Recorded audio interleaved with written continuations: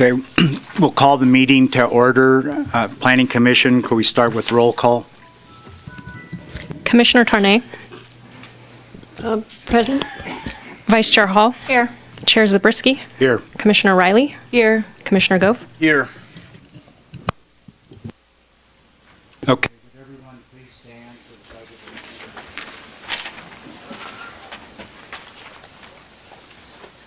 the pledge of allegiance? To the flag of the United States of America and to the republic which stands, one nation, under God, indivisible, with liberty and justice for all. I know.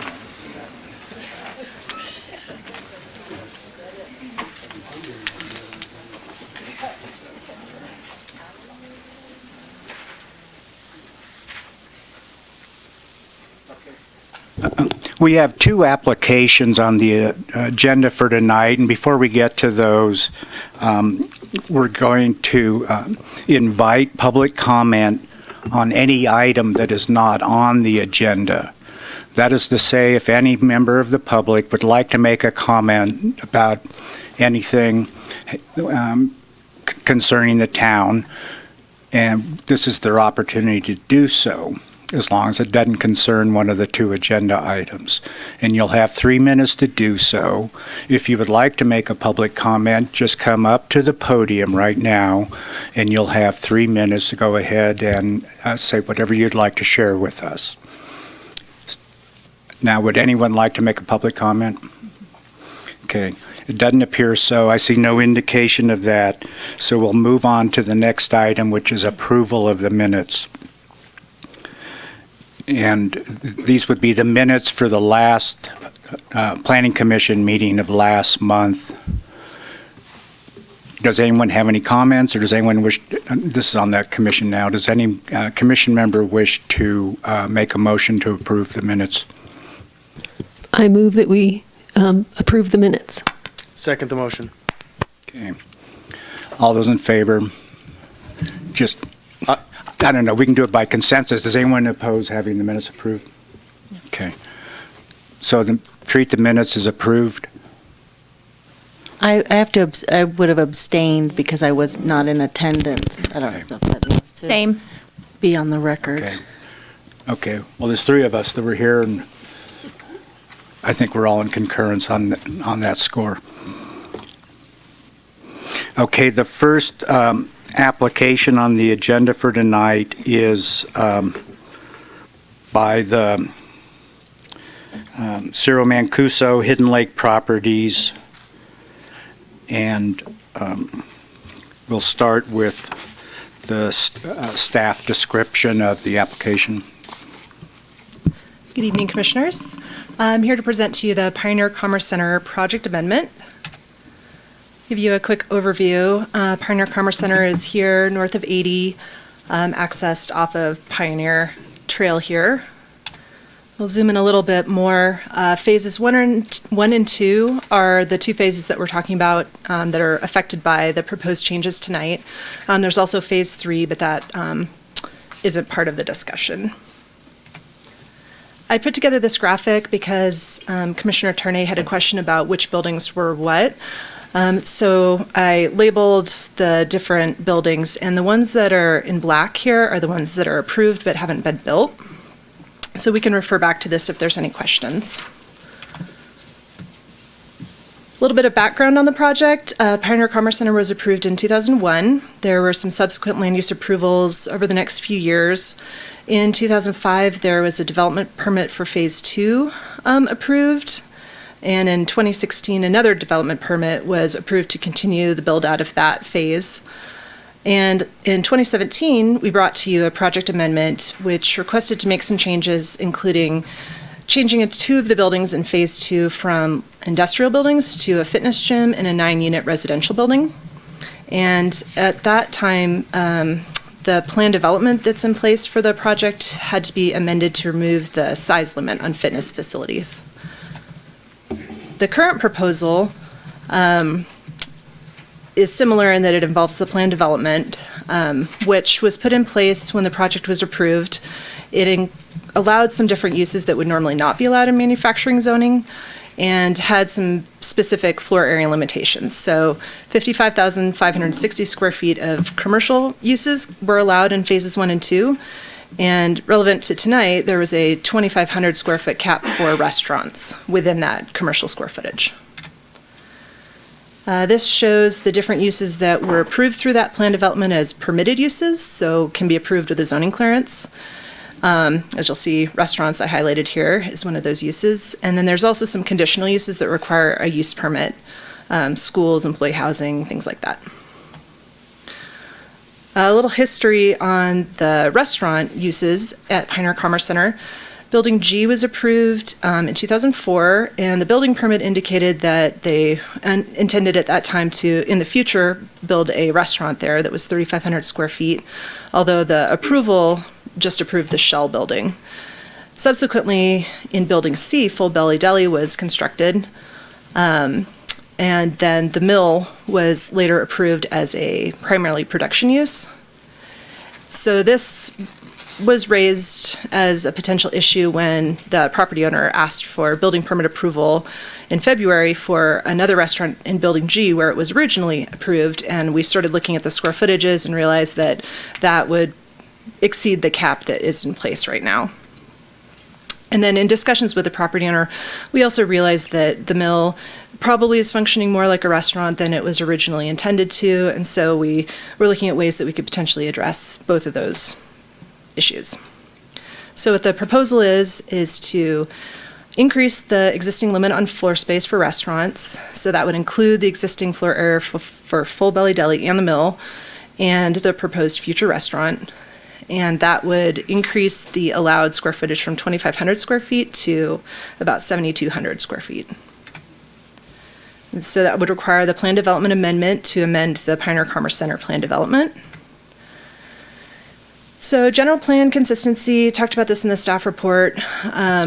There are a lot of policies in the general plan that talk about preserving our industrial manufacturing floor area. We also have other policies that talk about commercial and other uses that are important to the community. So since it was built, Pioneer Commerce Center has really been one of the primary centers for this type of mixed use with industrial and commercial.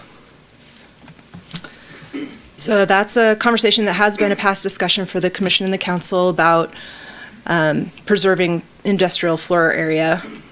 And we're also aware, though, that their community has the needs for additional commercial floor space. So we're planning through the general plan update for this to be a discussion topic to look at the existing and future land uses at Pioneer Commerce Center and determine if it would be appropriate to do a rezone that would potentially allow a more flexible mix of uses without needing the plan development, something like service commercial or biz zoning. And that would achieve a lot of what the plan development was intended to, but it wouldn't have the specific caps. So that's something that we think that makes sense to talk about through the general plan, kind of as a broader discussion. Workforce housing, this project, we didn't have the workforce housing requirements in place when Pioneer Commerce Center was approved, but it was required to provide affordable housing and enter an agreement to address that. So how that was addressed was 6 housing units within Pioneer Commerce Center were built, and then a number of the for sale units in Spring Creek were allocated as affordable units, and that was determined to satisfy the workforce housing requirements for the overall project. Then in 2017, when we came back with Building M being converted to a residential building that added another 9 units, one of those could potentially be restricted as a workforce housing unit to address the increase in FTEE that came from, at that same time, converting the light industrial space to the fitness gym that had a 0.31 increase in FTEE. So the developer has the option to pay an in lieu fee for that, restrict it for affordability, or propose a locals restriction for that unit. So what we determined in reviewing this was that because the restaurant square footage increase wouldn't increase the overall cap for commercial square footage that's in place now, that's not taking any of the industrial space away, doesn't trigger any new calculations for workforce housing. And Commissioner Zabriskie had asked for some comparison with the current requirements for workforce housing, so I'm happy to do that if you think that would be helpful. It's a little different since those requirements weren't in place when this project was approved, so we can come back to that if you think that's helpful. The next thing, another commissioner raised questions about traffic. So I went back and looked at the M&D that was prepared in 2005 when the plan development was amended. And at that time, the developer was actually asking to increase the commercial square footage to over 70,000. So that's what was looked at. And there were some mitigation measures to address the queuing issues at the Pioneer Trail Donner Pass Road intersection and payment of a fair share contribution to the roundabout. So our engineering division confirmed that all of those mitigation measures have been addressed and that, in their opinion, the traffic impact fees that would be collected through the building permit for the new restaurant would address any new potential impacts from the restaurant use. In terms of development code consistency, these are existing buildings, so there wasn't a whole lot of analysis that needed to be done. We did look at parking because there is a difference between industrial and restaurant square footages. So if you're looking at that as kind of the worst case scenario for a potential increase, it would be 18 spaces difference. But when Clear Capital was at Pioneer Commerce Center, they had an issue with parking and they were approved to build an additional 72 spaces to accommodate the need at that time. And since that business is not there anymore, that freed up the additional spaces that were built, and we feel that there's adequate parking with those new spaces that were added to address any increase that would come from the restaurant. In terms of signage, we'd have to comply with the existing comprehensive sign program. And solid waste recyclables, there are some differences in the requirements today for the state and also for local requirements. So we recommend condition 14, which would require a final solid waste storage plan. There are some storage areas at the end of the building where the restaurant would be proposed, and it looks like one of those is not currently being used, so it's possible that that would be sufficient to meet that, but we'll look at that through the final plan. So our recommendation would be to adopt Resolution 2019-10, determine the project exempt from CEQA per section 15301, and approve the plan development amendment. You could also choose to continue the hearing if you think there's more information that needs to be provided. You could add, delete, or modify the conditions of approval, deny the project if you feel that the findings can't be made, or require additional environmental review. So if you choose to take action tonight, the appeal period would end at 5 p.m. on May 31st. And I'm happy to take any questions you have for me, and the applicant is also available if you have questions for him. Okay, what we'll do is have the commission can ask. Is your mic on? Is your mic on? It just sounded like it wasn't quite on. Oh, great, thank you. Okay, what we'll do now is go to clarifying questions of the staff by the commission, then we'll open it up to a public hearing where the applicant will then present whatever testimony he or she would like to provide. Then we'll have public comments on this application. The applicant will have an opportunity for rebuttal, and then we'll close the hearing and go into discussion and deliberation. So for now, if any of the commissioners have any clarifying questions, Commissioner Gove, do you have any? Yeah. Can we go back to that slide that you prepared that showed us what the buildings were? And I just have a question really right now for what is, go to the, there we go. K4, M, and H, those are now in production. Is that what is happening over there? I'm not sure if K4 has had any building permits submitted.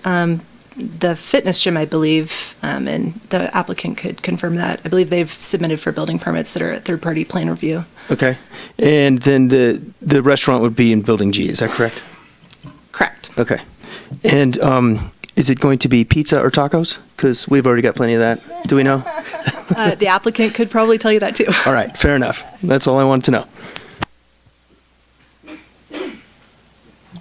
And could you clarify, is Phase 3 is Industrial Way and the properties to the west? Is that encompass Phase 3?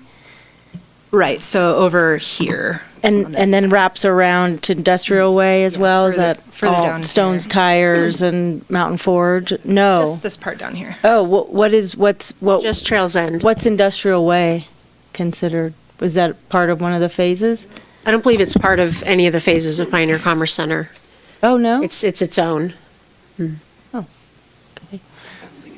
Clarified. Okay, thanks.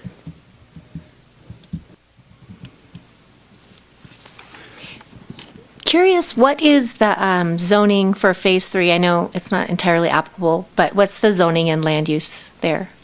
Manufacturing. So it's the same zoning and land use? Okay. Thank you.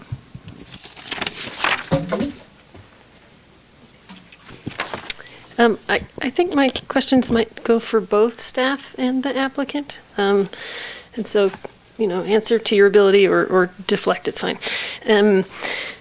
So I guess this is not really considered the loss of manufacturing space because it was commercial before, correct? So, can I just get an overview of the commercial, of the manufacturing space? Are we hurting for it still? Do we know as a town, or is there still vacant stuff there at the Pioneer Commerce Center, or? Yeah, I think the applicant could probably give you a good idea of what spaces he might have that are vacant and leased. We have heard from some community members who have trouble finding manufacturing space.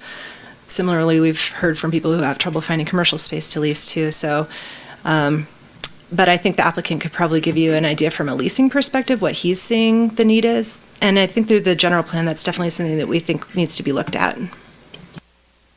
Okay, so we might be addressing manufacturing space in a big general way. Yeah, that's the plan. Yeah, it's likely that with the general plan update, we're going to do some level of market analysis so that we'll have a better understanding of where we're at with our manufacturing land uses. And sort of related to that, if property's bought or sold as a manufacturing zoning, does the changing that zoning to a commercial, does that change the value of the property? Probably the applicant could tell you if there's a difference in terms of lease rates that he's able to charge for commercial versus manufacturing. Sorry, okay, I will ask them. And then I just have one or two more, but can anybody give me an update on relocating our industrial uses from the downtown Truckee along West River Street?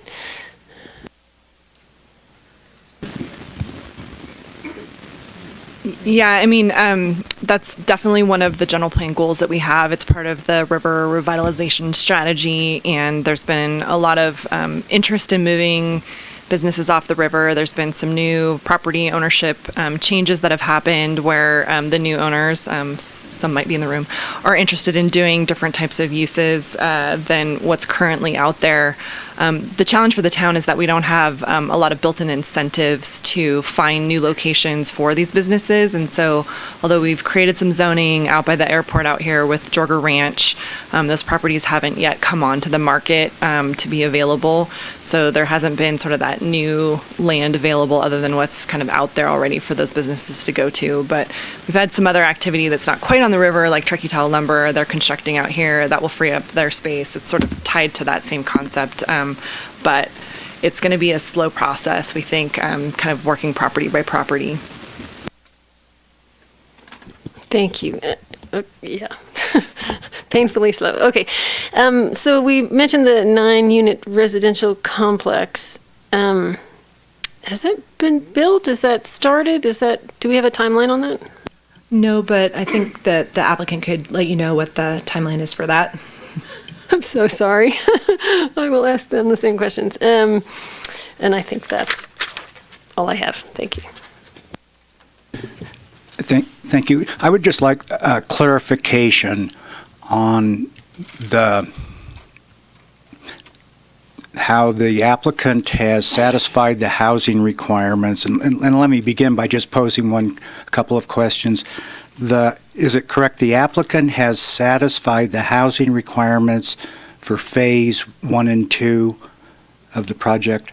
Correct. And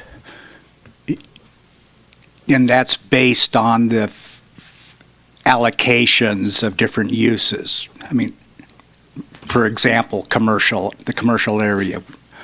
And so we're now looking at an increase in commercial, and staff has determined that the change in the FFT, the full-time employee equivalence, is still under the housing requirement as established back in 2005.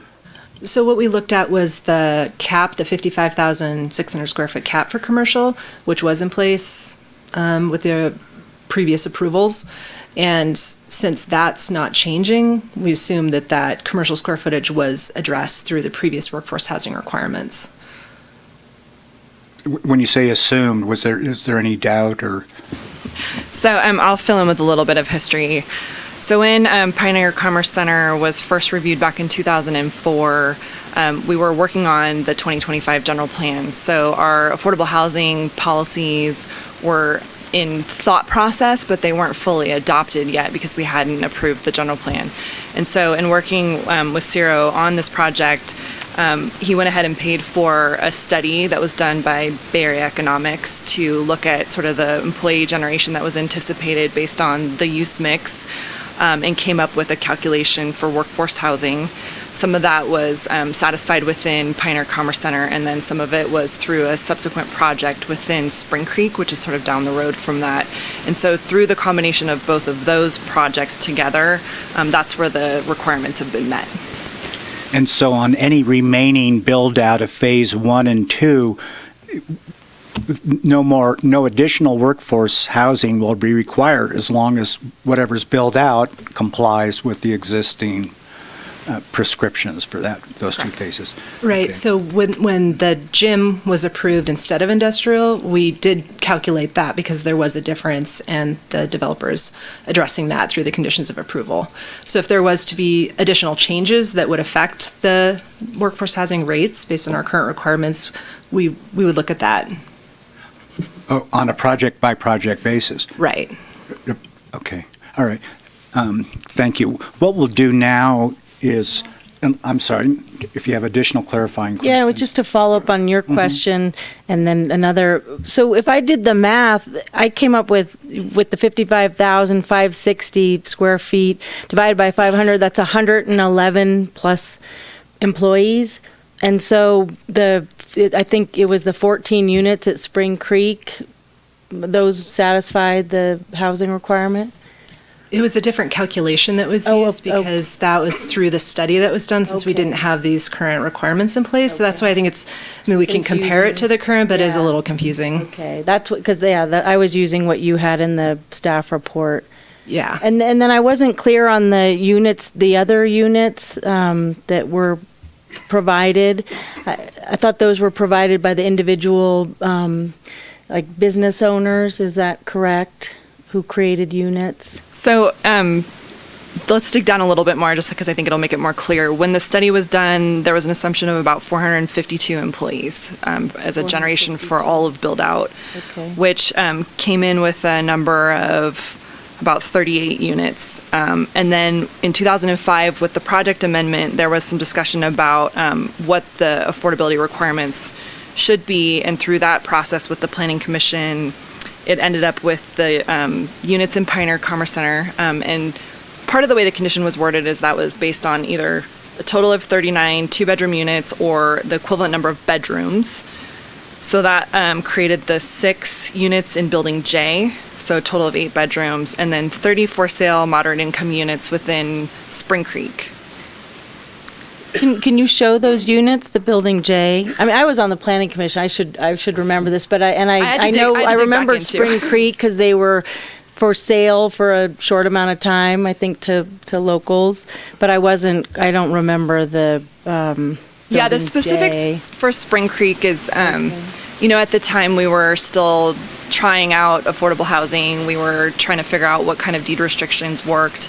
There was a lot of flexibility on the town's part about creating incentives to have these units available. So there was a marketing period, that kind of stuff. Right. The unfortunate thing was just the timing of when these units hit the market, that although Sierra was willing to put all these units in, there really weren't any buyers who were qualified to buy them, and so they sat, unfortunately. So as far as the town's requirement for satisfying the workforce housing, full credit was given because the units we attempted to have those available, which is exactly how the condition was worded at the time.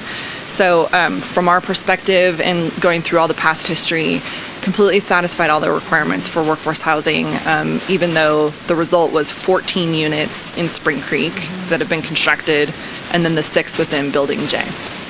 And the 6 within Building J exists now as locals housing, is that correct? Or I didn't. Yeah, I would definitely have Sarah talk about it, but my understanding is that there's a high demand for those and that they are almost exclusively rented out by locals. Right.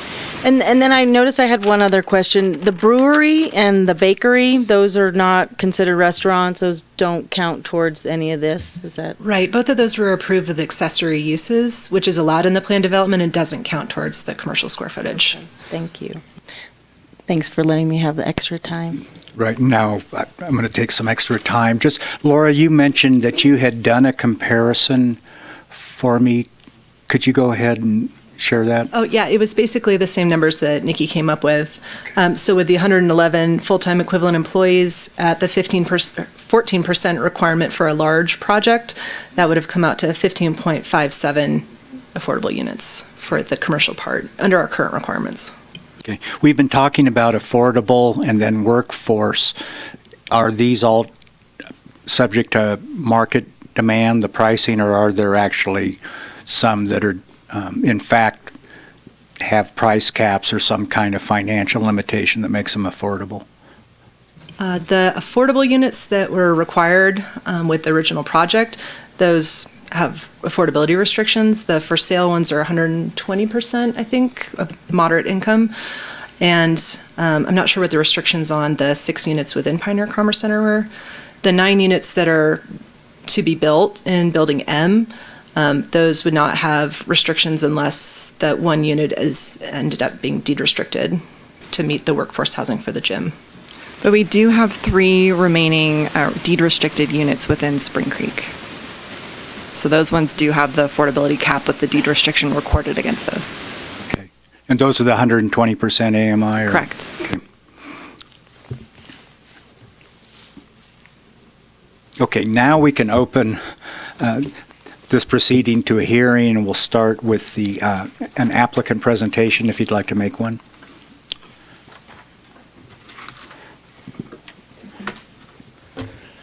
Good evening, Commissioners. I'm Ciro Mancuso. I think some of you know me.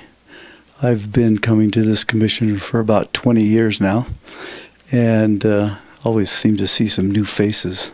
Time flies. Pioneer Commerce Center has a long history, as you can see, from all the different changes and applications we've made over time. And from the beginning, we started with a project that precipitated a need for a bit of a mixed use combination of uses. And it was always my vision and my aspiration to build a project that was a place where the people of Truckee could work and prosper, and their business would succeed. While we always talk about affordable housing, but it's also good to talk about affordable commercial space. Now it has evolved. Pioneer Commerce Center has evolved over time, and we've continually tried to update the permits to meet the demands of the town. And I mean the town's population. And specifically, we target at Pioneer Commerce Center, as is our culture, we target having a place where people from Truckee can work. Along with that came some housing requirements, and the housing requirements were very nebulous at the time we first started this. As Danielle indicated, we actually did a study that that we paid for that was the basis for a lot of the restrictions and requirements that were implemented at the early stages of Truckee understanding the housing problem. I'm not quite sure we all understand it yet, because going back to Spring Creek, we started there with the intent to sell these units to be affordable. We had a grant from the state of California called a Begin Grant, and for $30,000 per unit for the 30 units, which would have been the townhomes. And Truckee came along and added $10,000 per unit, and that was money that applicants could, if they were able to qualify for the grant, they could get $40,000 worth of down payment money for free. Okay, so when we did our deal with the town, we were required to have those available for sale for a couple of years or a certain amount of time. There were requirements about the number of times that we had to have a public meeting and a place where people could come forward and try to get the grants. Unfortunately, about that time, the economy wasn't doing so great, and I think, as indicated now, and I think Danielle said, there are only 3 units at Spring Creek that ended up being restricted, because everybody that could qualify for the grant money, most of them could not qualify for the mortgage. So there was this really narrow place in between where people could qualify for the grant and qualify for the mortgage. The people that could qualify for the mortgage made too much money to qualify for the grants. So I think we ended up, out of the $900,000 that was available from the state, we ended up with like getting $90,000 for people. Correct me if I'm wrong, Danielle. So that's always been there's always an obstacle that we don't foresee when we get into doing affordable housing and workforce housing. It confuses me. I don't know which is which and how it really applies. But in the case of Pioneer Commerce Center, I'm proud to say that my team has been very successful in achieving, I think, a very basic need for the town of Truckee. And when we came to the commission with our original proposal, the reason that 55,000 square feet was allocated, as a matter of fact, the intent in the beginning was to basically keep it open for whatever needs came by, because we were on the scenic corridor, and I don't know if any of you recall what the site looked like when we first started, but it was basically a junkyard. We hauled 150 truckloads of scrap metal out of there, and because it's on the freeway and the scenic corridor, we wanted to come up with architecture that would be pleasing at the entry of Truckee. We came up with this design that looked like these buildings with rusted roofs with wood siding, and doesn't look too industrial. So, and a lot of 2-story buildings, which, what can you manufacture on the second floor? So that's why it was approved to have additional uses that fell outside of the M zone. And since that time, we've kind of morphed a bit, if you will, into becoming the place where we satisfied the needs of the demand. And you earlier mentioned that we had, that I could speak to what our uses are and what the demand is from the town. At this point, Pioneer Commerce Center has the 7 buildings you see on the south side. The K1, K2, and K3 are all boat storage buildings, and J, I, and L are all commercial/industrial. Most of those are more industrial than anything. Industrial does kind of have a broad reach as well, but we're remain, at least for the last 5 years, 99% occupied. So we have a pretty good handle on what Truckee needs, and we find that the nature of industrial uses requires a lot of outdoor space and outdoor uses. And I developed both Pioneer Industrial Park back where Western Nevada Supply is. You mentioned, Nikki mentioned that Mountain Forge, Truckee Paint Mart, and all those businesses, and that had a really industrial character. And the reason that we did that and sold off those lots because Truckee has its own way, and Truckee has a very unique characterization of its population that seems to be changing. The demographics seem to be changing somewhat, but some people don't fit in the box. You know, over at Pioneer Commerce Center, we have a lot of rules. We kind of run a fairly tight ship over there, and we keep it clean and we keep it neat. And some people want to be outside of that box and have more independence and more autonomy, which is great because that's a great stratification of our commercial uses.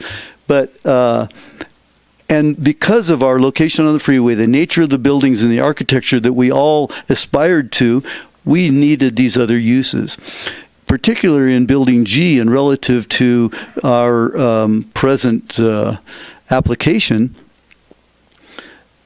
We really weren't mature enough to have a restaurant in this location. So this location where the restaurant is now, we are applying to have the restaurant there, has been a furniture store and an auto mall and clothing warehouse sales place. It's kind of, and it's always been a placeholder for a restaurant. There was always in mind that we would put a restaurant there. When we were excavating the parking lot, we put a large grease interceptor there, and we built the bathrooms for a restaurant. So that was kind of our place card. It's just unbeknownst to all of us that we used up the square footage for the deli and the mill. And again, like the mill they were juice manufacturing, and now they make smoothies and serve them there. And the staff and I both agreed that, wow, maybe we should take that to the commission at the same time and try to make sure that we're compliant, because Pioneer Commerce Center has always, we've always made a very good effort at being compliant with all of our ADA. I think we're one of the only places in Truckee that you can roll a wheelchair through the whole 14 or 15 buildings, and we did a lot of grading to achieve that. So, and now we're at this point where we believe that we're mature enough to have a dinner restaurant. This restaurant that we're proposing is for breakfast, lunch, and dinner. I think there were a lot of questions come up, and I think Commissioner Zabriskie, you had some questions about what we were going to do, how we were going to mitigate the greenhouse gas effect and all of that, and I have some answers for that if you'd like to go into that. Our parking is sufficient because we did have clear capital, and we're finding that we always have it's kind of where we have more intense uses, the parking, because people have the nature of most people, as all of us do. We drive up, we want to park as close as we can to where we're going. But we always have parking spaces if you're willing to walk a little ways, not too far. So we have a lot of parking because we built extra parking for Clear Capital, and their intensity of use when they left Pioneer Commerce Center, our parking load and our intensity of use was actually diminished sufficiently, but we remain fully occupied. So and then with the traffic, when Pioneer Commerce Center first started, we didn't have a place called Gray's Crossing. And we didn't have a place called Pine Forest. And we didn't have a rec center right down the road. And there were a lot of things that didn't exist back then. And at Pioneer Commerce Center, we have, I believe, 7 different places where people come to recreate. The Truckee Dance Factory, the jiu-jitsu, the existing gym, the yoga studio. So we have a lot of people that are in there in the evenings that there's no place to get a drink, and there's no place to take your kids for a for dinner or for a snack or for parents while they're waiting for their kids to get out of class. So I truly believe that our mixed use synergism will bring a lot of business to the restaurant, and it will diminish traffic. We have probably 450 people working there every day. That's just at Pioneer Commerce Center. Then you have Truckee Industrial Park, Pioneer Industrial Park, and all the other housing developments around there. So I believe that that's not going to generate more traffic or more intensity of traffic, and also possibly mitigate some traffic where people can stop closer to home to have a bite to eat without driving downtown. And the advantage will be they'll have parking and things like that there. I think a point that you made, Commissioner, I don't... Gove. I'm sorry, I didn't see the reflection on your little plaque there. But about pizza and tacos, we're not really going to do tacos, but we are going to have a pizza oven in there. And because I think that's... I've heard enough. No, I'm just kidding. I think that's appropriate for the family style thing. We want to have an affordable restaurant that serves really good food, and I'm pretty particular about my food, and I really want to make sure that we have the kind of food that all of us would like to go in there and eat. So, and relative to some of the, just with our history at Pioneer Commerce Center, going back to greenhouse gas effects, and it is our volition to be as energy efficient as we can. Pioneer Commerce Center, about when the LED lighting first came out, at our expense, we converted over 1,000 of these little tubes in here that are still fluorescent in this building, by the way, to LED. So, and the restaurant, because I'm intimately involved with the development of it, I'm requiring the operator, and he's here to speak if need be, to be as conscious about energy and social responsibility as possible. We're not going to have I will not allow anybody to sell single-use plastics out of the place. It'll be right in their lease. Everything to go will be in compostable containers. Our heating HVAC system is a system that uses heat recovery, and we have, I guess you guys all know, and I'm not trying to be profane, but we're going to have a big-ass fan there, and that can reduce your energy and cooling costs by 10 to 30%. So and all of the appliances and things that we're using, we're looking to use the most efficient. The dishwashers are low water use. They have an additional system within themselves that heat the water. The refrigerants and all of the different refrigerated items, which I'm amazed how many things in a restaurant are refrigerated, have all hydrocarbon refrigerants that are the least harmful to the environment there is. So we really have an eye toward that, and we want to be socially responsible, and I think that the operator that I have and everybody's on the same page that we're going to do a good job with it.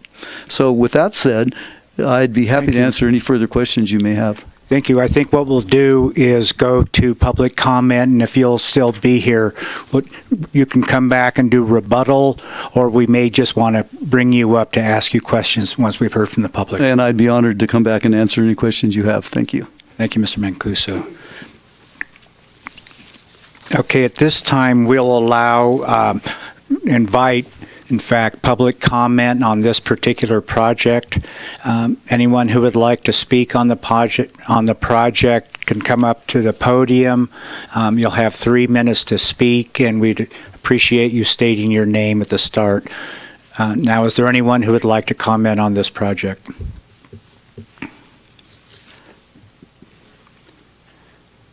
Okay, I don't see any indication of any members of the public wanting to comment. I don't Mr. Mancuso, since no one's commented, I don't know that you need to provide any rebuttal, but I believe the commission may have questions. I have just a couple questions for you. So if you don't mind, could you come back to the podium? And just to facilitate matters, we may ask you questions or go to staff just so we can stay on topic and then move from one topic to the next. Okay, on commission questions, Commissioner Tarnay, would you like to start? Yeah, thank you. Hi, it's nice to meet you. Nice to meet you. So is there a difference in property value of something between commercial and restaurant?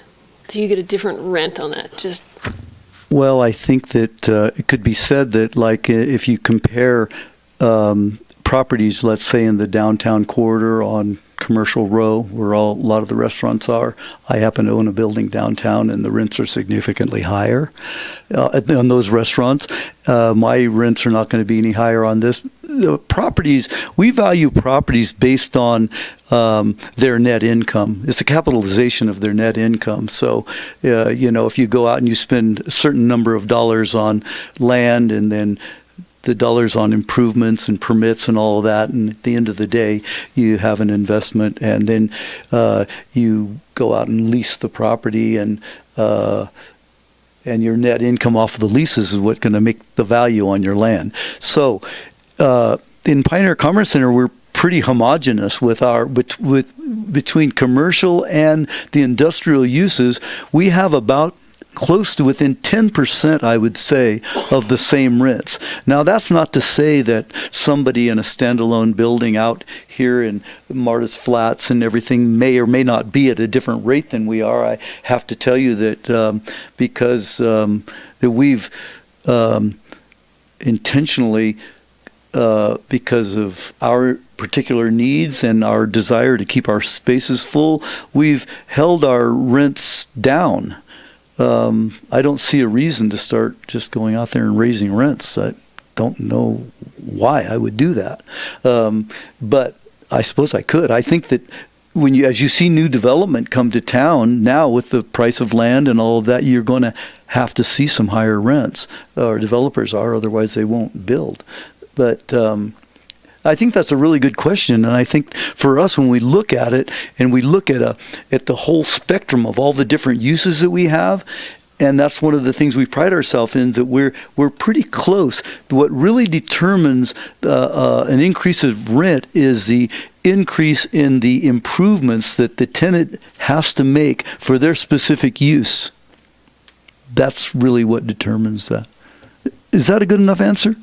Okay. Yeah, no, that's good. Thank you. And where to go next? So do you tend to have more people coming to you for manufacturing space right now, or just for general commercial? That's a really difficult question. If you look at the product that we have several different products, so we've tried to move our product line kind of flow with the need. But when we built Building L, we have 12 900 square foot units in Building L. It's a very industrial building. People kind of love it because it's very modern. It has high.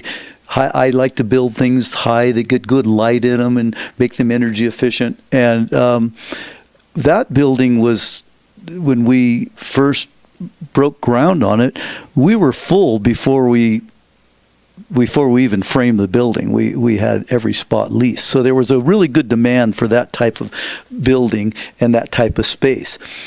But also, with businesses, small businesses, you have to be careful not to price your product out of their range of what they can afford. So that goes back to efficient building and studying your market well. So I think it's very difficult because some of our users, a lot of users in Truckee, let's just say some of the industrial users require a lot of outdoor space.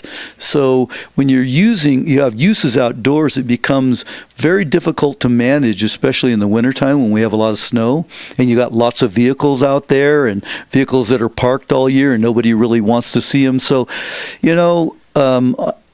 I have to say that I've really tried to find some land to accommodate those users because personally, I can give you my opinion about getting things off of West River Street. The stuff that we have so far, unless we can find a place to kind of hide that stuff, the stuff that has a lot outdoor uses, it's a challenge. And I would dream of building one of these places where I could build a really nice fence around it and let these guys go in there and do whatever they want to do, and maybe even have like a common area bathroom facility and meeting place, and everybody else kind of have just small offices and outdoor uses for our excavators and even some of our supply companies. Storing things indoors becomes very expensive, and if you have construction materials and if you look at what Truckee Tahoe Lumber is going to be building, these nice looking buildings to sell lumber in, but can everybody afford that? That's the problem. So I always tell everybody, if you hear of something where I could develop a place like that where it would look nice from the outside and maybe just be industrial and inside, I'd love to do it, but it's a challenge. Thank you. And I just have one more. The 9-unit residential complex in Phase 2, that has not been built. That's right? In the process. It's in the building department right now. It's being, we will be building that building, and that's what I'm working on right now. We're going to be building that building this next month. Yeah, it should be. I'm hoping it'll be complete by January.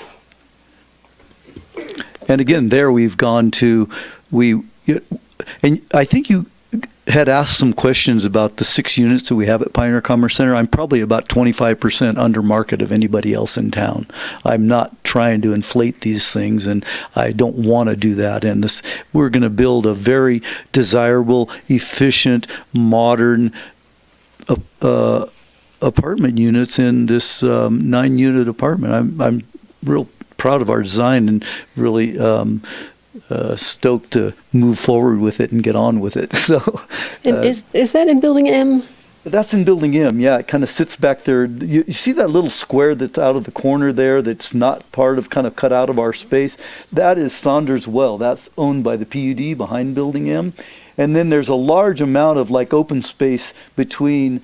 If you go to the right with your pointer, that is all over towards Southwest Gas and looking back to Coachland. So it's kind of in the right place for residential. And we're also going to have some covered parking in that proposal. It's not shown on here, but that will be. We're just going to put some of these T kind of parking garages over it, over those spaces.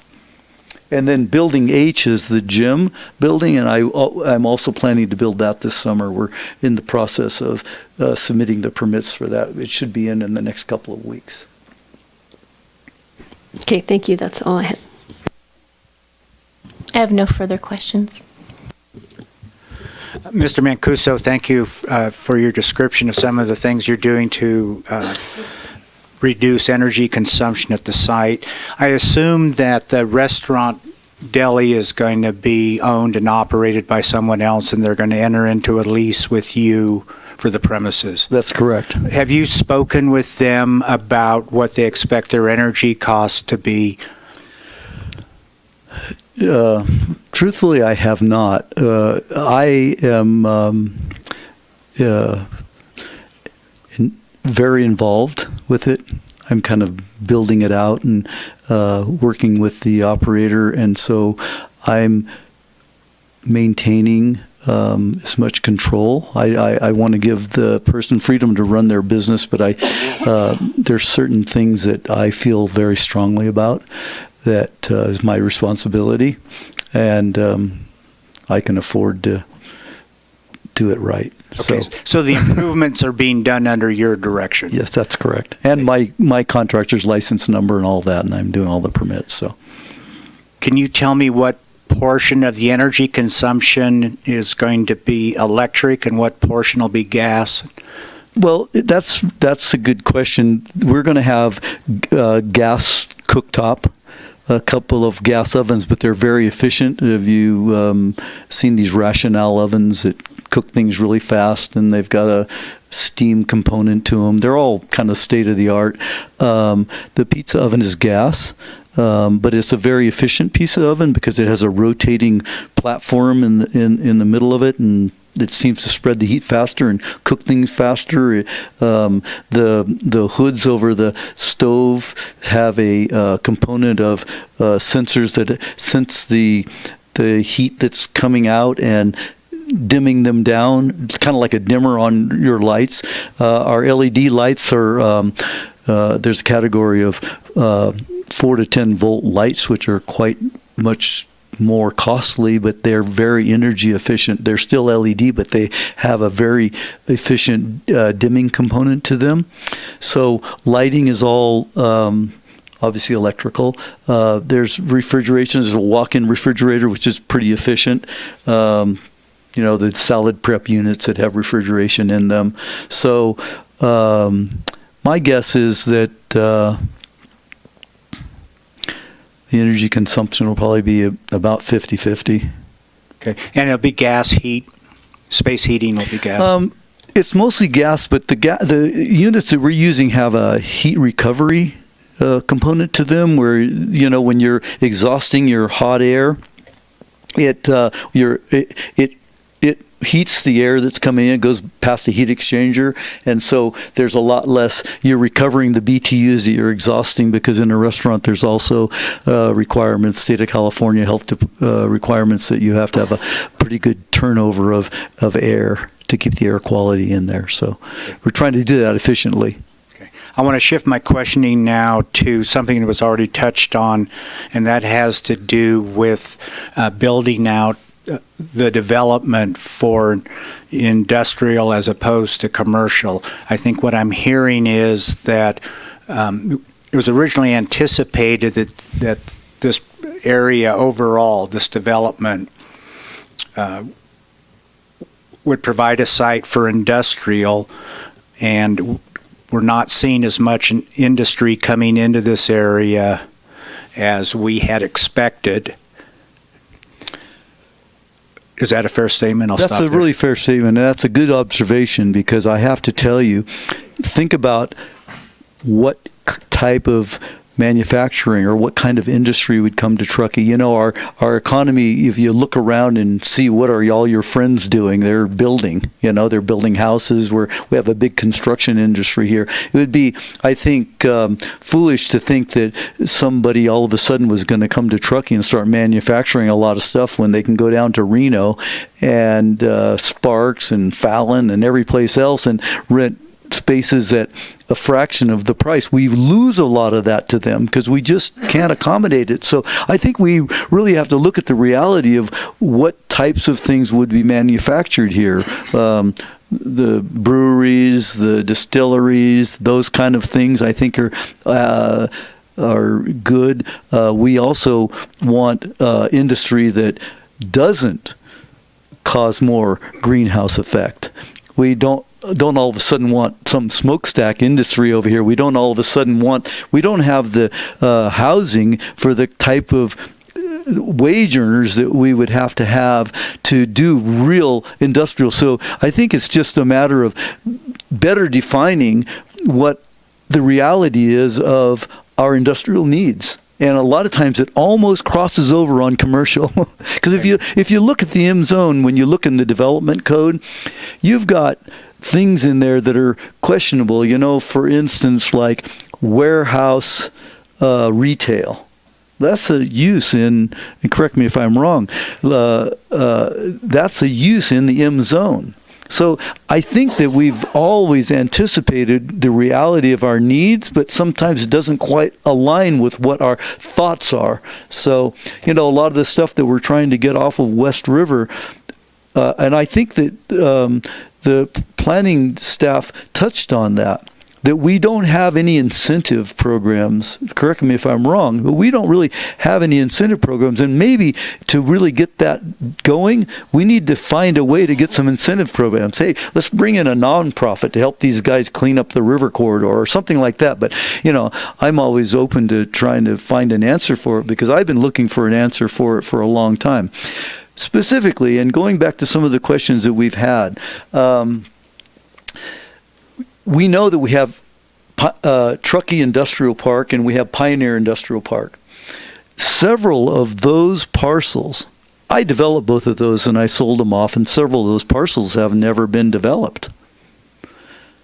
And they're more, the character of those specific subdivisions is more geared toward industrial. But I invite you to come out and take a tour with me, and let's drive around and see if some of that stuff is what we really want. You got to have a special place for that stuff, because even there, it kind of drives me crazy, because they don't all have the same consciousness about orderliness and good working practices. You're laughing at me, I can tell that. I agree with what you're saying. I'm happy for you to, I'd be happy to give you all a tour and show you what we do and what is there, because I think in your position, you kind of want to know what we need over here and maybe move towards getting it. Yeah, while you're talking about West River, there's really only one more thing I want to ask you about, and that is, I'm getting the impression from you that what industrial is left on West River is one of two things. It's either the kind of operation that is based on having a lot of stuff outdoors that isn't that attractive, and otherwise there are no enclosed industries there, or at least no enclosed industries there that appear to have any interest in moving out to Pioneer Center. I can tell you that to be a fact, because I've gone out to all those people and reached out and tried to get them there, but they just don't fit in the mold. Because think about this. Not only do we have a fairly good, if you will, it's really helped me that Truckee is fairly involved and fairly restrictive about what we want to see. So when you go in for a permit, you're not going to get what was grandfathered in or what's been there for a long time. And if we start building these large buildings that cost a lot of money, the construction costs up here, we have a snow load on the buildings, and then we have snow shedding off the buildings. And we've learned over at Pioneer Commerce Center, we're putting snow retention on all of our buildings, because with winters, like the last couple of winters, the snow retention is really more cost effective than the damage that we get without it. So, all that adds up to what it costs. So if I'm building that, and I'm a good business person, unless I just have lots of money to waste, I have to have a return on my investment, as does every other developer. So unless there's some help, some government help, and or whatever, unless we have, I was really disappointed at Spring Creek that we didn't use up the $900,000 grant that we applied for and received. Of course. That was a big disappointment for me. Yeah, thank you. I want to just ask staff a couple things related to these topics. Does staff have anything to add on the applicant's comments on energy use or on the potential for additional West River Street industries moving over to Pioneer? Well, in terms of the energy, the general plan policies they encourage energy efficiency, but we don't have standards that require it. So I think that what, property owners like Ciro are doing that go beyond what we currently have are things that we definitely support. Okay. There were no extensive discussions with Mr. Mancuso about reducing energy GHG emissions. Not specifically, no, since it's an existing building. Okay. And then on the topic of West River, the staff feel there's industries, that there's any impact to the original goal of moving industry over to Pioneer Center. Is there any impact as a result of this project, or do you see any migration additional migration from West River over to Pioneer Center down the road. I mean, I think Sarah explained it well in that many of the businesses that are on the river now do have a lot of outdoor storage demand, outdoor workspace demands that aren't really compatible with the way that Pioneer Commerce Center was developed. So as much as we'd like to find those locations for them, a lot of them just don't necessarily fit into that product type right now and will need other incentives and locations to go.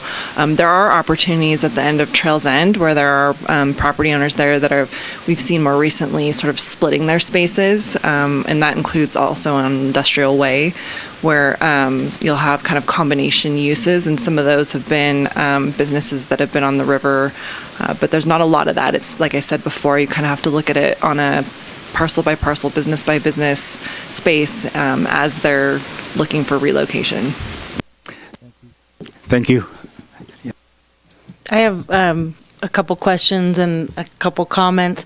When I reviewed this in 2005, I was a welder on West River Street. I actually went to Pioneer looking for a better place to rent, and I couldn't afford the rent, and there really wasn't anything at that time that was suitable. It was just the built like, I don't know, building E and D or something like that.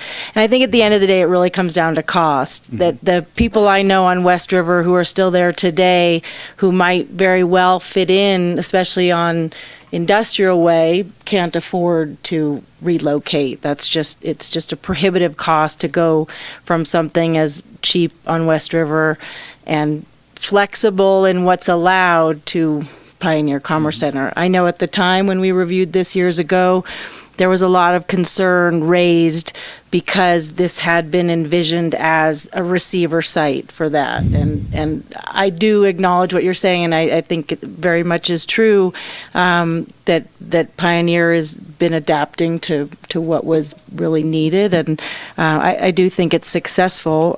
That doesn't take away the issue that exists today on West River Street, and that is a goal of our general plan. I did have a question for you, Ciro, about the commercial square footage of the 55,000 plus. Where are you today in build out? Is that completed or almost, or pretty much? Okay. Yeah. Pretty much that. I mean, that's why we came back with getting more space for the gym and such. But that's a really good point, Nikki, because let's say a person that is a welder or some of these trades, it's really sad because they're kind of locked out because they want to live up here, but the cost of everything is so expensive, right down to the land. And even in our development code, outdoor uses they're encouraged, but just to the extent there's some place where nobody can see it, So where do you put that?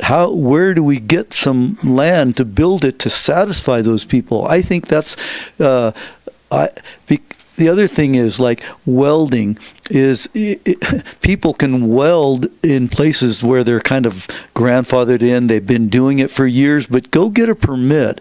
And I'm not talking about planning. I'm talking in the building department about a welding operation is an H occupancy. That is one of the highest costs per square foot occupancies for fire protection and all of these factors that come in. We would love all the things that we idealistically would like to see become very different when we bring it into reality. And how do we do it? I'm there to help if I can. Well, and I think we're going to touch on this later, talking about the general plan update. And my other question for you is, are there additional anticipated uses at Pioneer or future uses that we aren't seeing on this map? I think the staff report alluded to some future uses or buildings, or is it just more infill of what's already been approved? Pretty much more infill. It's kind of revolving a bit, although we don't have a lot of turnover at Pioneer Commerce Center, but we have a fair amount, just buildings, businesses that come and go, new people that come to town. We see a lot of that. We're seeing a lot more people coming into town,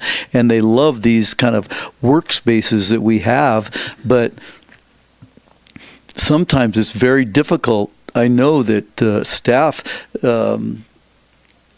has to deal with this too, with the in the M zone, 25% of the space can be of an ancillary use. So when I lease a building, let's say of 1,000 square feet, 250 square feet of that space can be a use that is not defined as an M zone use. And that's very difficult, not only to get them to understand, but then also to get them after you've given them a permit and I've leased them a space. I can't police everything that's going on in that space. It's just impossible. So, we try to get conformance with all the rules, and I have it in my leases and everything else, and they're in violation if they aren't. But it's very difficult, and they would love to rent one of these really cool kind of industrial spaces because everybody, even in offices, like to work there now, and then all of a sudden they're throwing partitions and they have offices everywhere. So it's very difficult. And now I have two questions for staff. One does Pioneer follow the 1996 general plan, or are they following our current general plan, or where are we with that? It was approved under the 1996 general plan. So everything basically follows the 96 plan? Well, current changes would be reviewed consistent with the 2025, but it was originally approved under the 1996. Okay. And then the CHP building that's at the corner of the entrance on Pioneer, has a traffic study been done to indicate the impacts that heavy use is going to have on Pioneer? As a result of the CHP building? Yeah. No, that project wasn't a town project. That's a state project. So we weren't able to conduct any analysis, though we are collecting impact fees toward the cumulative impacts of that building. So you'll receive traffic impact fees for that project? Yep. Okay. Because looking at this, not in a vacuum, but kind of, 30,000 feet, I would anticipate it's going to have a significant impact, not only on that roundabout intersection, but Pioneer Trail and the businesses and. Yep. Yeah. Okay. That's all I have.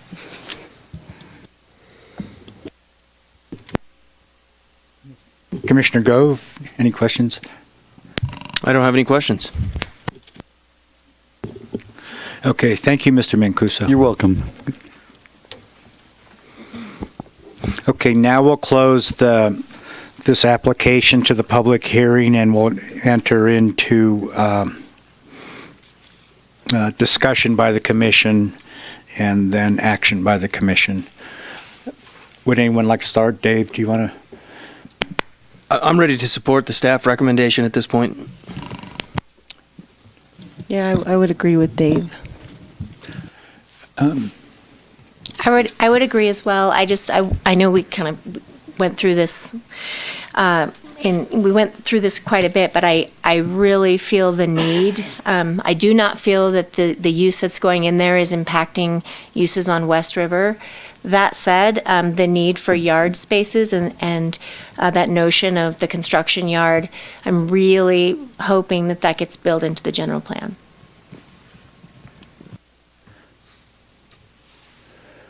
I really appreciate your questioning about the greenhouse gases, Commissioner Zabriskie. And hopefully we can work that into the general plan, and hopefully at some point we can start moving away from the gas appliances. It is the best way to reduce greenhouse gas emissions is to get away from those. So hopefully we can address that in the future. I'm not requiring it now, but thank you for bringing that up. That's all I have. Okay, I share everything that the other commissioners have said, and I think we're ready to go to a vote unless anyone has additional comments. I just make one plea to the applicant that there's no requirement, we're not reviewing this tonight, but if you would please rent your units to locals for the multifamily building, not make it an Airbnb or a second home vacation spot. Yeah, I appreciate this. It's like thank you. Okay. You notice he didn't come to the podium, though. He wasn't recorded. Okay. We have draft language up on the screen. Does anyone want to make a motion? Sure. I'll make a motion to adopt Resolution 2019-10 determining the project to be categorically exempt from CEQA per CEQA guidelines section 15301 and approving the plan development amendment based on the recommended findings and subject to the recommended conditions of approval. Second the motion. Can we just go ahead and do a roll call vote? Commissioner Tarnay, Yes. Vice Chair Hall, Yes. Chair Zabriskie, Yes. Commissioner Riley, Yes. Commissioner Gove. Yes. Okay, the resolution passes unanimously. And we can now proceed to the next item on the agenda, which is item 7.1.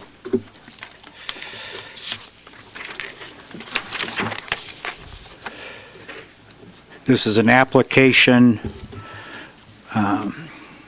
by Andy Barr and Old Trestle LLC regarding a restaurant and distillery on West River.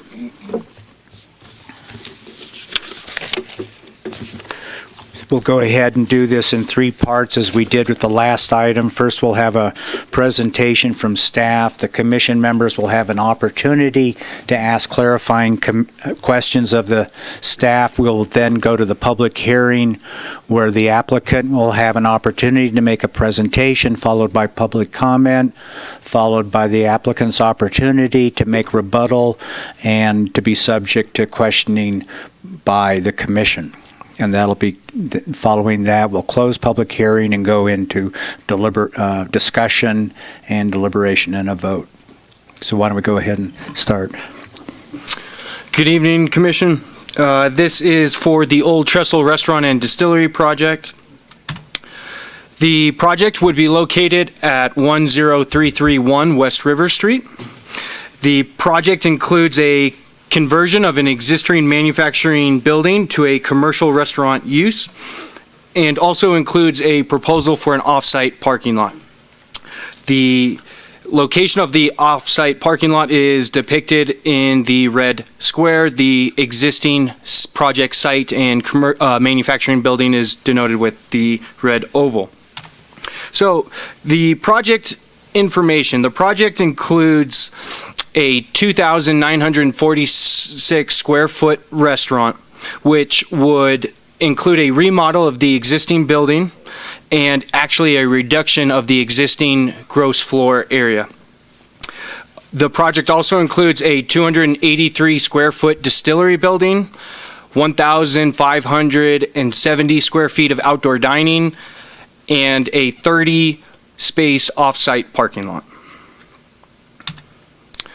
So the project request.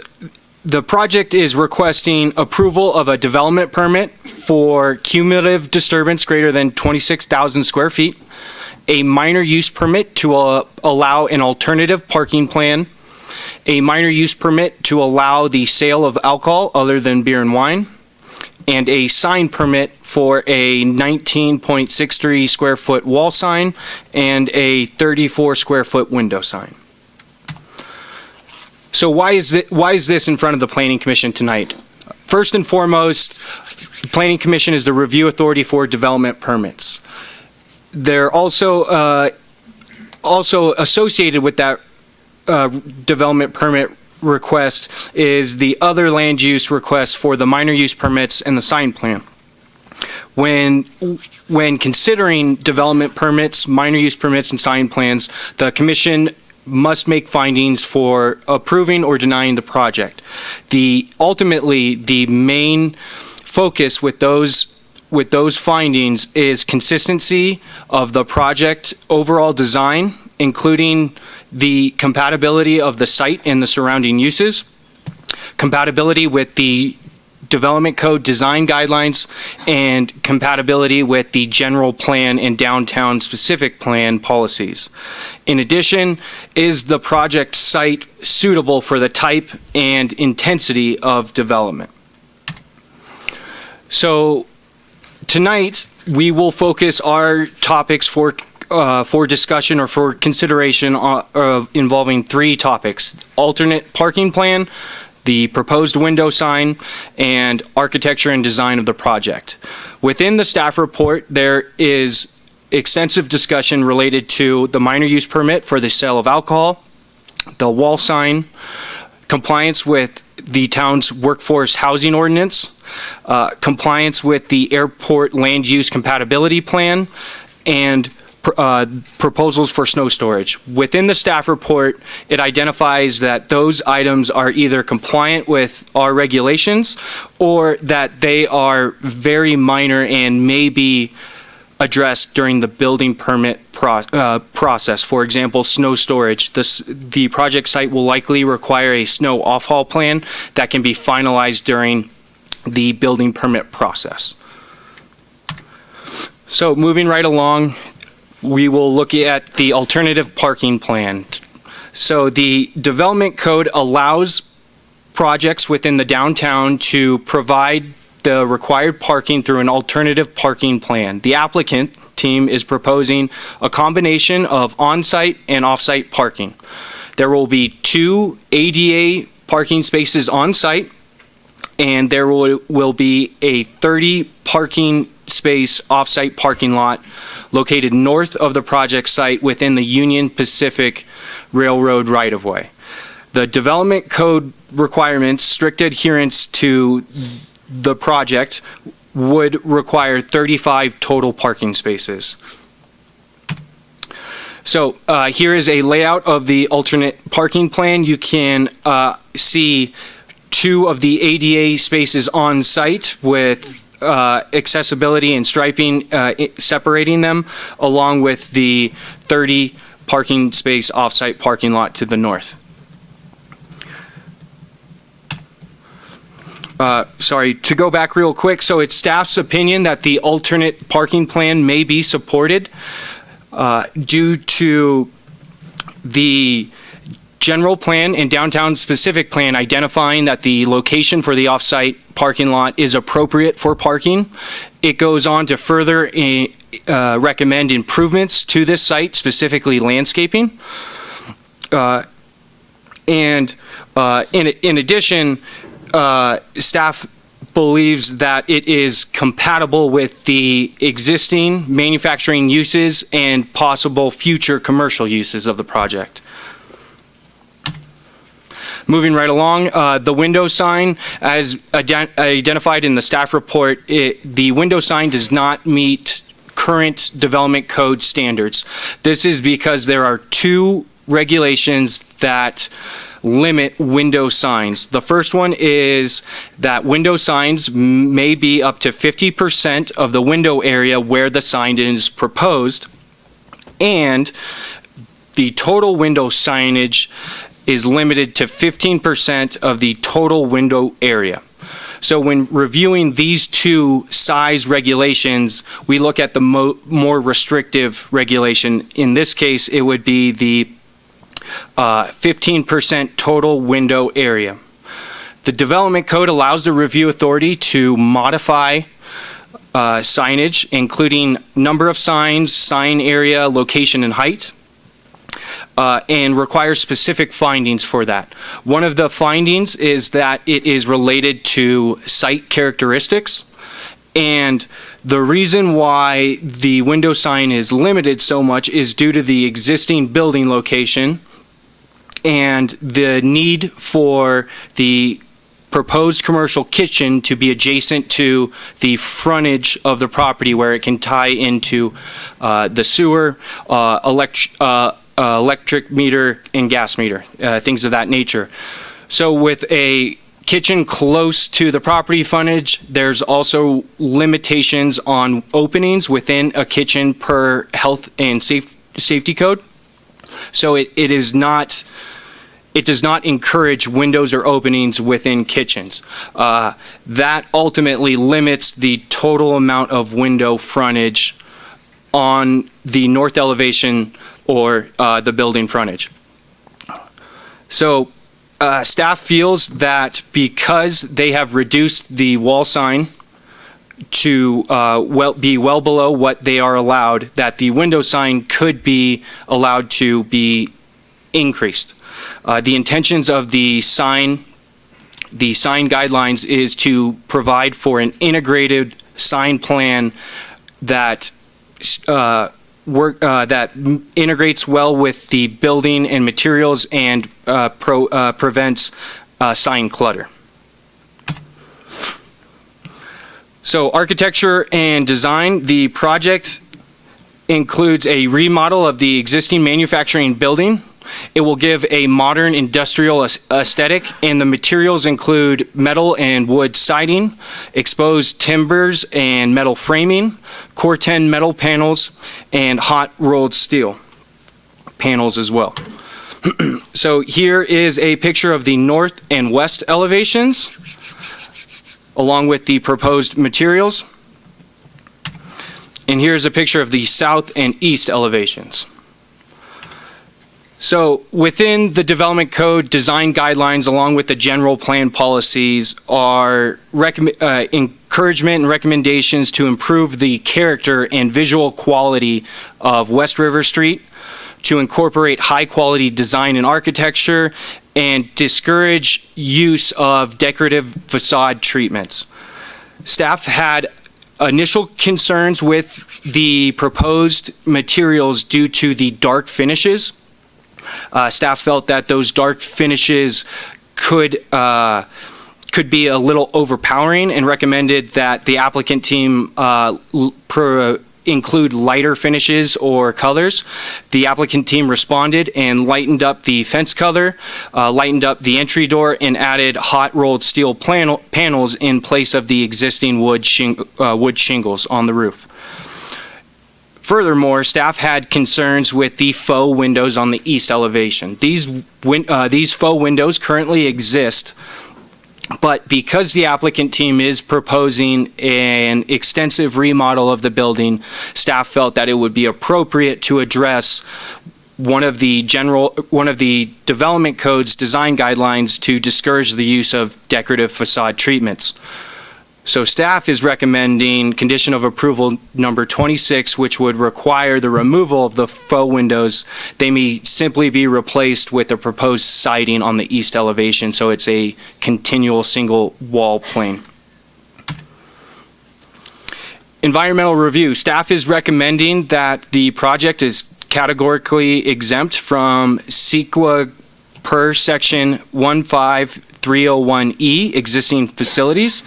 This categorical exemption relates to projects with minor additions. The project is proposing to reduce the existing gross floor area, so staff felt that the project is consistent with that requirement. In addition, section 15311 for accessory structures identifies projects with the addition of minor accessory structures that includes small parking lots. It is staff's opinion that the 30-space off-site parking lot is consistent and meets the criteria of a small parking lot. Public comment.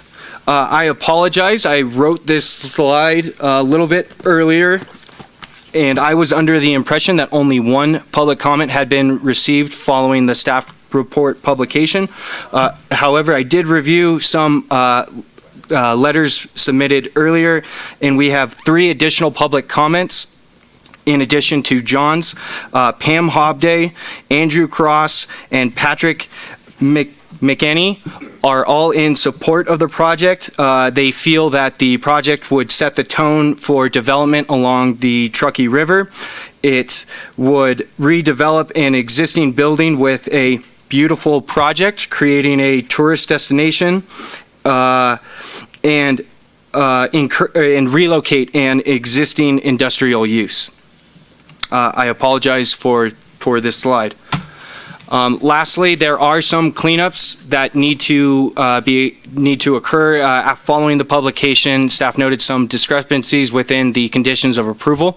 Specifically, condition of approval number 11 is not applicable and does not pertain to this project.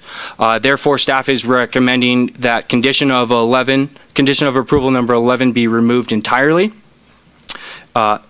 And in discussions with Commissioner Tarnay, Commissioner Tarnay identified that condition of approval number 29 related to snow storage includes the sentence that says all snow storage areas are required to be landscaped.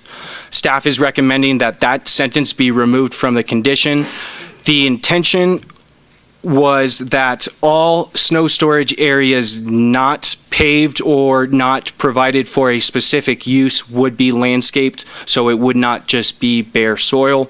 However, that does not apply, and the intentions of the landscaping and snow storage requirements are recaptured in the remaining conditions of approval.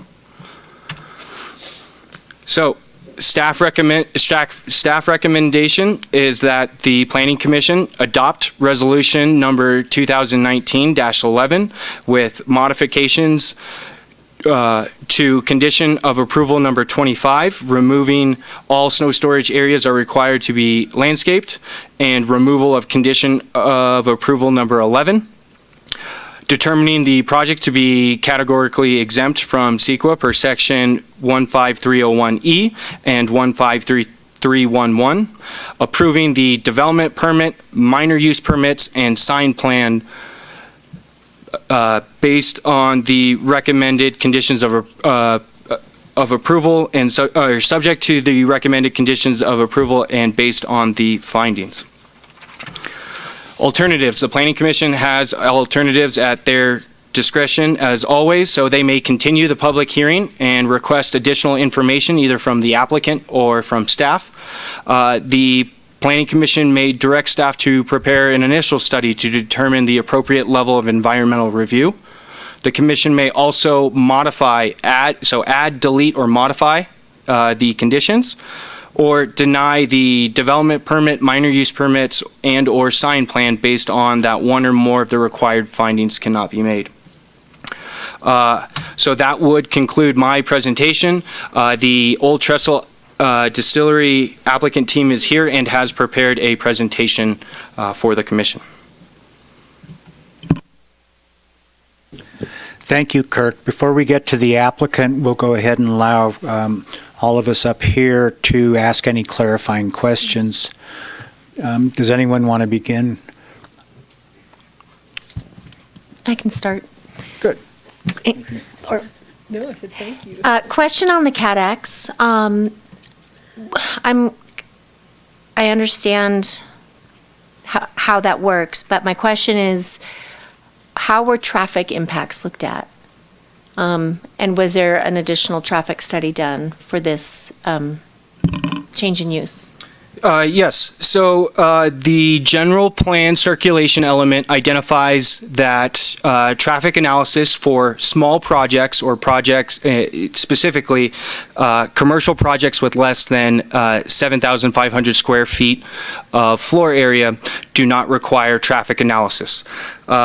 So with a minor project as such, proposing a change of use and a remodel, reducing the existing floor area, staff felt that the project was consistent with the general plan circulation element and that additional traffic analysis was not required for a project of this size.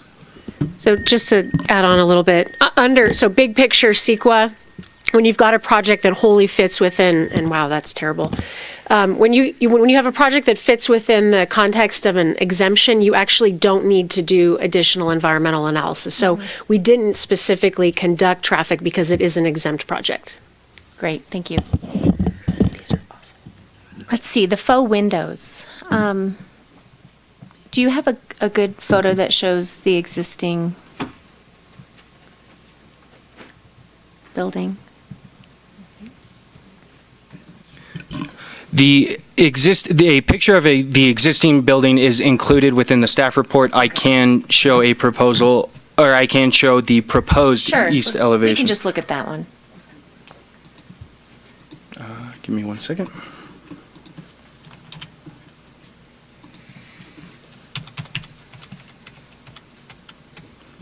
The east elevation is on the bottom.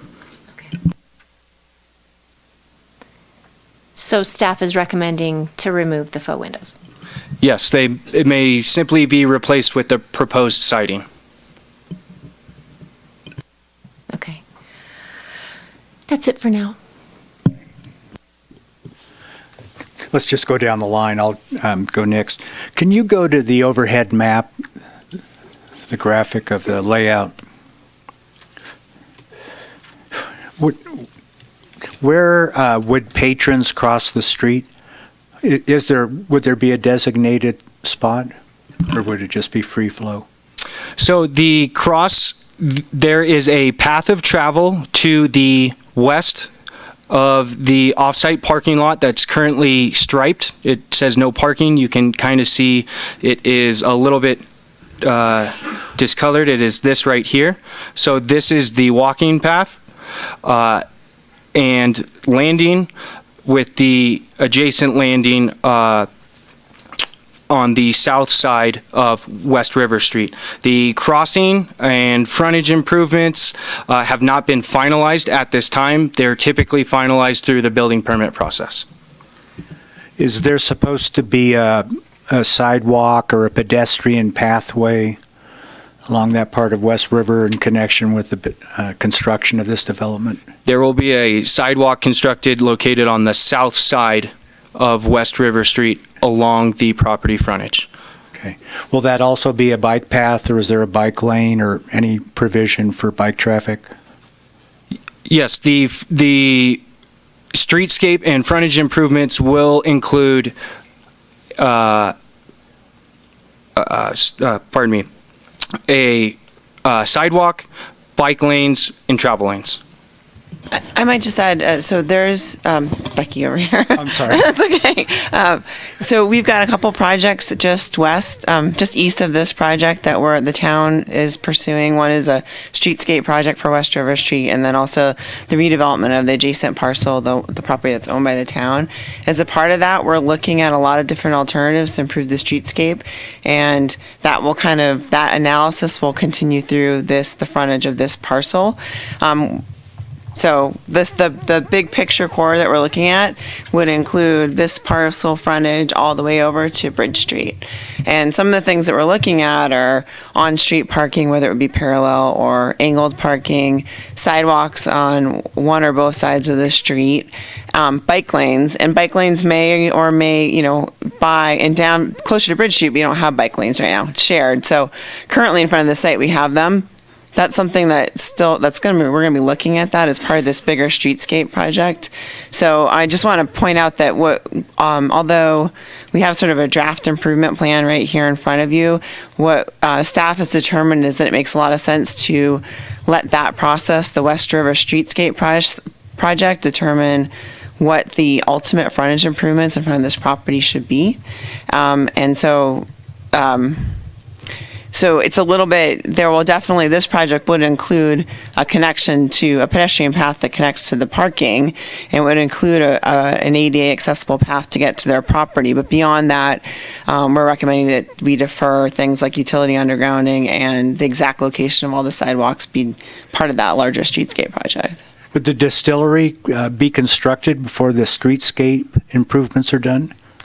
Most likely, the streetscape project is going to be a few years out, like a construction of 2021, 2022 probably, because there's a lot of pieces that need to get figured out before that happens. But I think the benefit that we have is that since this is a use that's coming before you now, we can look at that from an urban design perspective too, and understanding the use and the pedestrian activity that it generates as we're working through the streetscape design, so that we can figure out how to slow the traffic before we get into this area, while we're also looking at the traffic volumes and the future build out of that entire section of West River Street.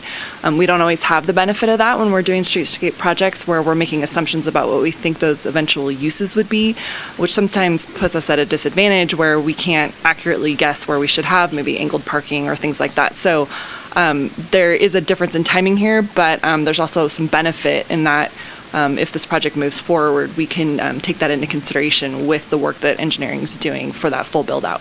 Okay. We may come back to this later. I just want to make sure I understand where things go on the map for now, but this is a nice preview of what we may talk about later. Are there any bike racks on the project site? And if so, where? The project letter of justification identified that the that the project would include bicycle parking. However, those were not identified on the site plan. It is conditioned to meet the development code requirements of 2 parking spaces per condition of approval number 35. So that will be handled through the building permit process. And then my last question on clarification is, where's the entrance to the distillery?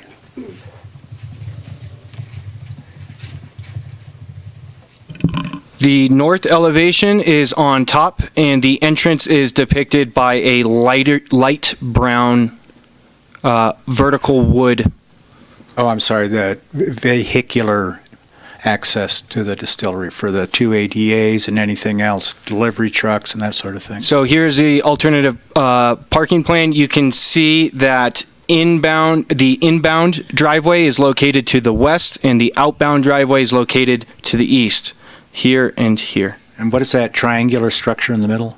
That would be landscaping and sidewalk. Okay, thank you. Those are all my clarifying questions. You asked one of Yes. mine, so that saved some time. Will you clarify again staff's recommendation for the removal of the faux windows? Are you proposing just one continuous siding material, or is there a breakup of siding? Yes, one siding, one continuous. There's no rules on so much square footage or linear footage of the same material, like blank wall? No. No? The east elevation would also include hot roll steel panels on the roof or the soffit of it, and I believe board form concrete base. Can you show that elevation, please?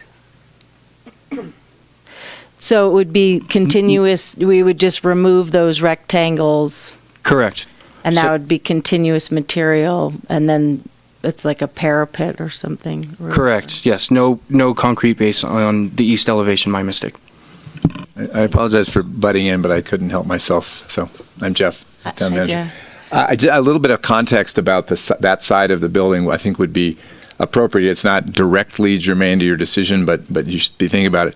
I think, as this commission knows, the town owns the piece immediately, literally at that point, immediately adjacent to it to the east. And the plan is to have a park, some river uses, and essentially 2 restaurant-type uses on either end. And this is one of them. And the plan all along has been eventually to see this restaurant distillery expanded into the town's property. And we have been and continue to negotiate with both property owners, or with 2 commercial enterprises, to do that. So I can't tell you exactly when that would happen or exactly how much, but the idea would be that building would actually increase in size and move into the town's property to both expand the both indoor and outdoor uses and kind of connect it all up into a people place. And that's been in motion for several years. I think Commissioner Hall was on a committee to start that process rolling a couple years ago. So just thought that might be of some value in terms of the sort of the blank wall issue here. Thank you. Dave, you have any? Yeah, I don't have any questions for staff at this point, but I think I'll have questions for the applicant. Great. Any more clarifying questions before we go on to the hearing? I haven't gone yet, so I always have questions. Okay. That's for them. Hold on, sorry, I need to organize it by staff and applicant, but just with the staff, I wanted to clarify if you can go back to the picture of with the parking above there. That little square on the end that's no parking, the purpose of that again is? Turnaround for emergency vehicles. Okay, so the emergency vehicles would be accessing the parking area, or is that to get behind the buildings? Correct. They may access the parking area to attend the buildings in the vicinity. Okay. This is definitely for staff. We've talked a bit about the traffic impact fees today, and it was mentioned in there, this $51,403. or an estimate of that. Can you just quick tell me how that's calculated, or is that too deep to, is it too messy? Let's see if I can do this quickly. So we have a list of projects that are that we fund with traffic impact fees, and we have a whole method that basically distributes the cost of those projects that to future development in the town, and it's all based on their relative traffic generation. So more intense use will generate the need for more higher traffic fees. And then that's just a one-time fee before they get the... Correct, and then it goes into a fund that we use to fund a number of different capacity improving projects throughout town. Okay, thank you. I just want to say on one of the elevations there, I just want to point out that I've already spoken with Kirk, but for anybody listening along, that it looks like on that bottom one, the west elevation, it looks like the traffic enclosure is in the front of the building that's sort of projected from across the parking lot. For anyone looking along, that is not directly in front of the building, it's across the parking lot, and it took me a little while to figure that out. That is mostly, it shows just concrete on this side, but it's not showing the doors on the other side, correct? That is correct. The elevation is a two-dimensional image. Unfortunately, the location of the structure and the building and the trash enclosure can't line up perfectly on a two-dimensional image. And then can you go back to the plan view of that? So what I found surprising is that a lot of those current existing landscape features at the entrance to the parking lot are actually not on the property. That's correct? That is correct. And so those are existing for now. They may get changed in the future if we change what looks like the streetscape there? Yes, it would be related to the West River Streetscape project. Okay, and that includes also that fence that is directly in front of the building currently. Correct. So I will ask the applicant later what they envision there. So, nope, that's for... has the Architectural Advisory Committee given any input on the whole design? This project did not go to the informal architectural review committee. Generally, very large projects or projects that staff feels are not consistent with the intent of the design guidelines generally are scheduled for our informal architectural review committee. But due to the minor nature of the project, the materials and design, staff felt that that was not warranted. Awesome, thank you. And then Becky, are we fairly sure there's going to be some sort of crosswalk or cobblestone or demarcation for pedestrians to get across there?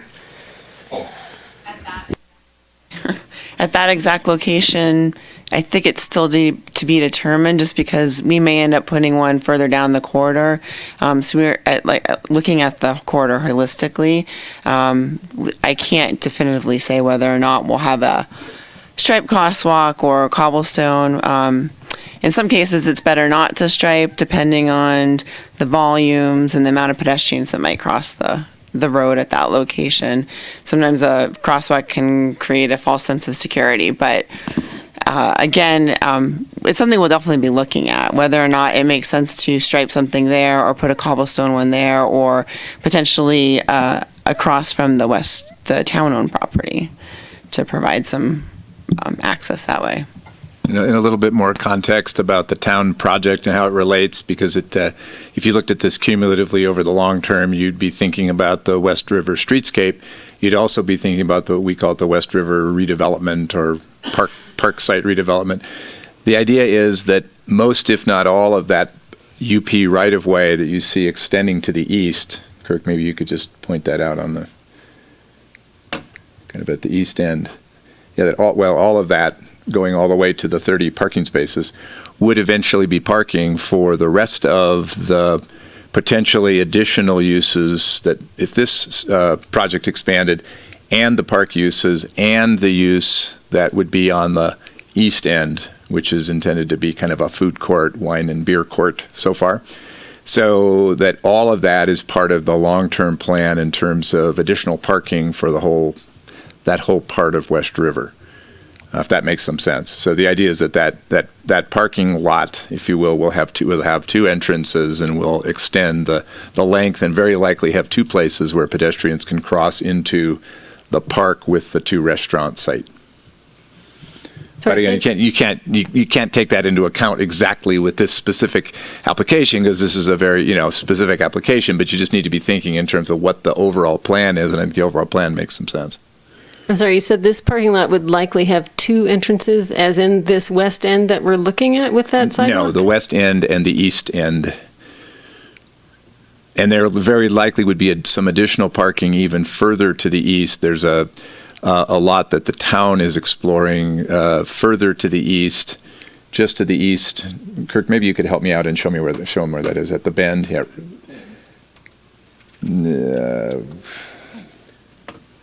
So this area is the area to the east. Jeff is explaining that it could be expanded to. And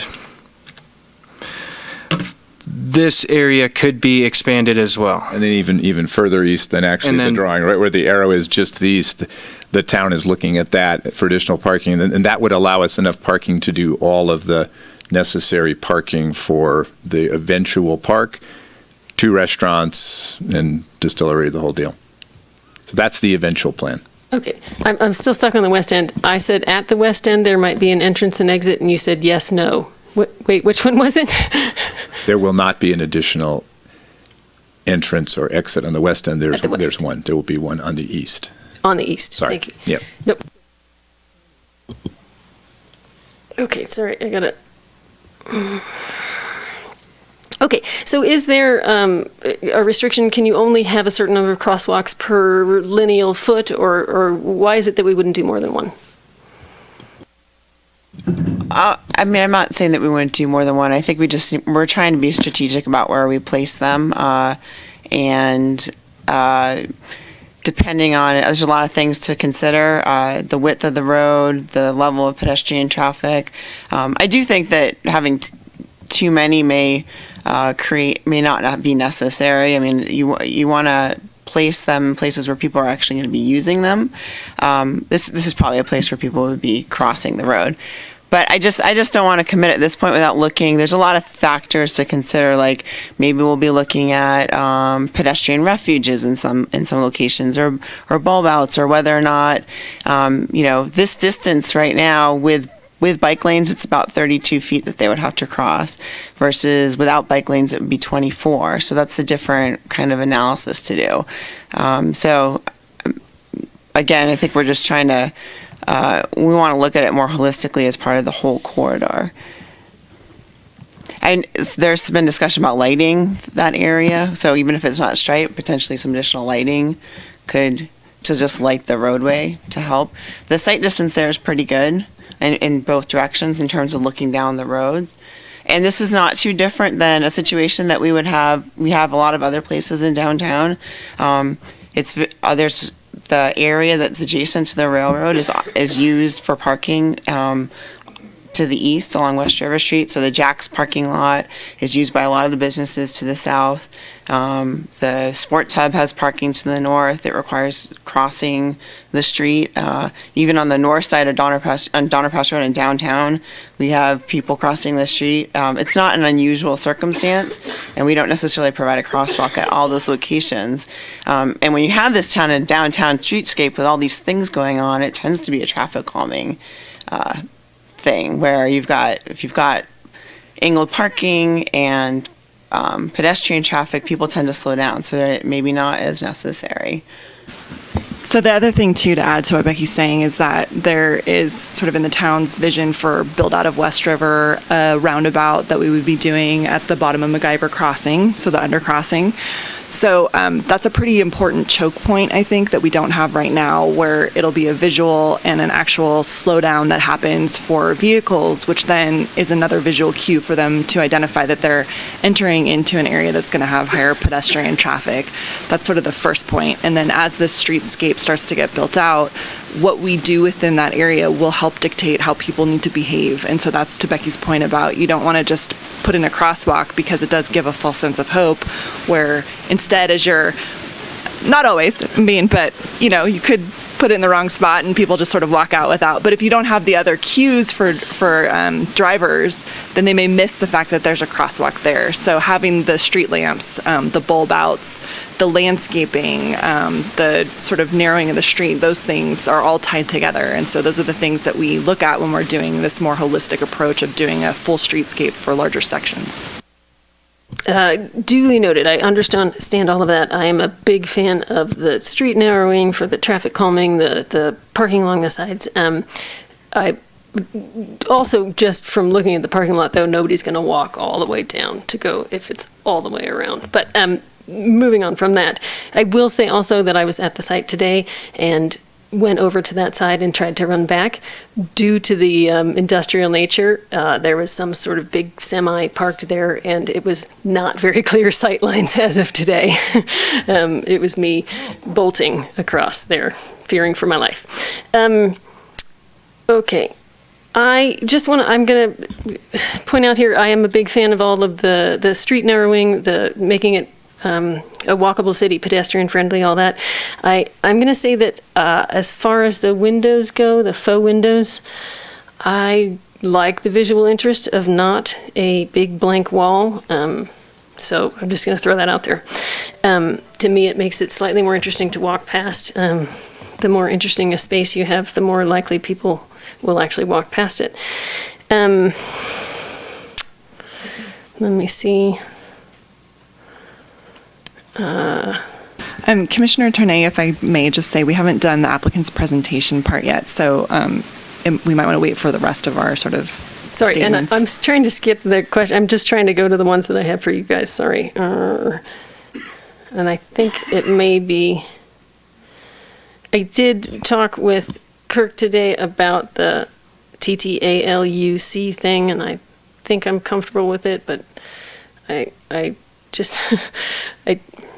Susie, what we might do is, because we have so many people, it looks like, who want to make public comments, if we could come back to these questions after we hear from the applicant and the public. That's it. I didn't, just if anybody else wanted to hear about the TTALUC, I would bring it up. If everyone's good with it, then I'm good now. And No, I'm that's just the rest saying, of the one for the staff. Let's hear from everybody, and then we can come back to it. One quick We've been question. going almost 2 hours because I expect there are people who would like an opportunity to provide public comment. My inclination is to hear from the applicant, do the public comments, and then depending on the other commissioners' feelings, we would take a 5 or 10 minute break after that. Okay. We'll now go to the public hearing, and we'll start off with a presentation by the applicant. And if you would state your name, and I know we've been dwelling on a number of things here, but there's supposed to be a 15-minute limit on your presentation. No problem. Thank you. So first of all, my name's Alicia Barr, proud member of the Old Trestle team. We've got quite a few of them here to help with any of the questions that I can't answer. And we've got a presentation. Thank you so much, Commissioner Zabriskie and Chair Zabriskie and all the other commissioners for taking the time to hear this. So first of all, this is, I know this was also in Kirk's staff report, this picture, but just, the visual, this is why we're doing this, to really create a space on the river for the community to be a part of and engage with, using an existing building.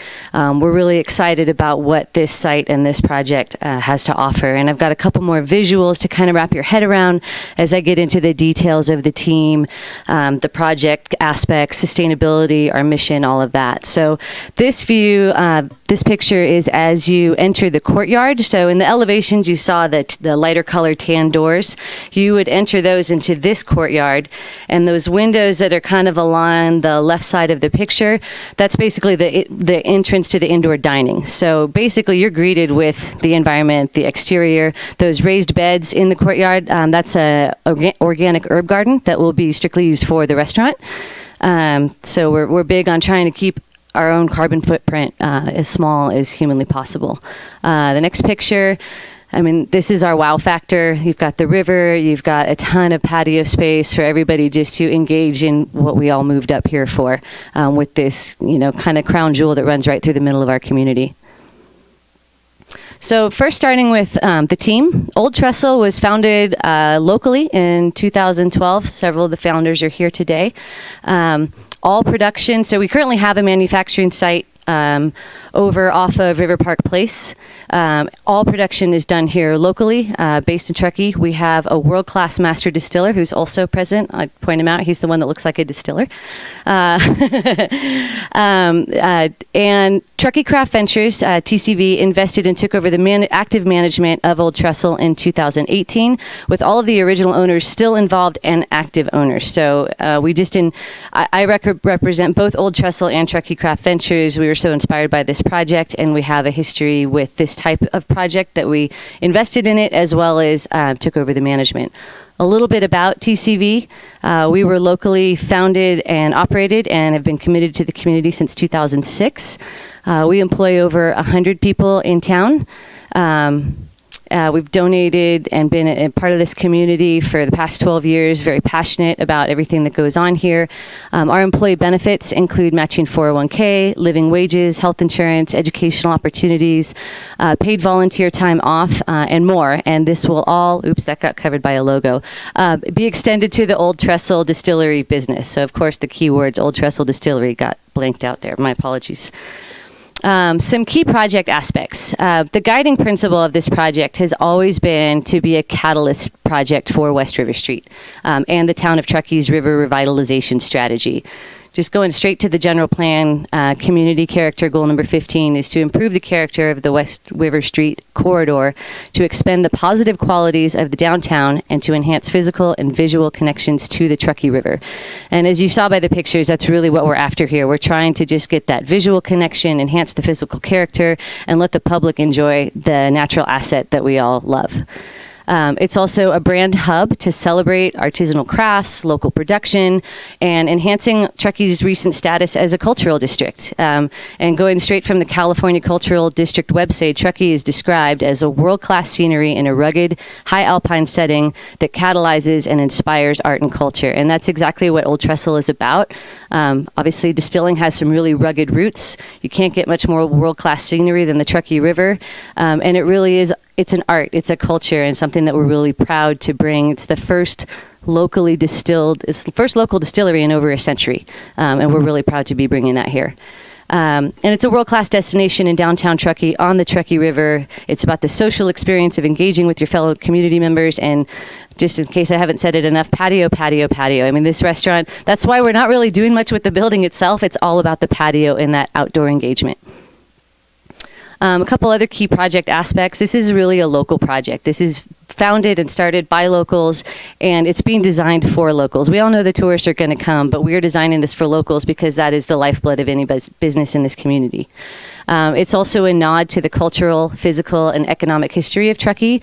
Old Trestle is very symbolic to us as a bridge, not just the railroad history, but a bridge from the past to the future, and what Truckee, an homage to the past, and also really exciting and embracing the future.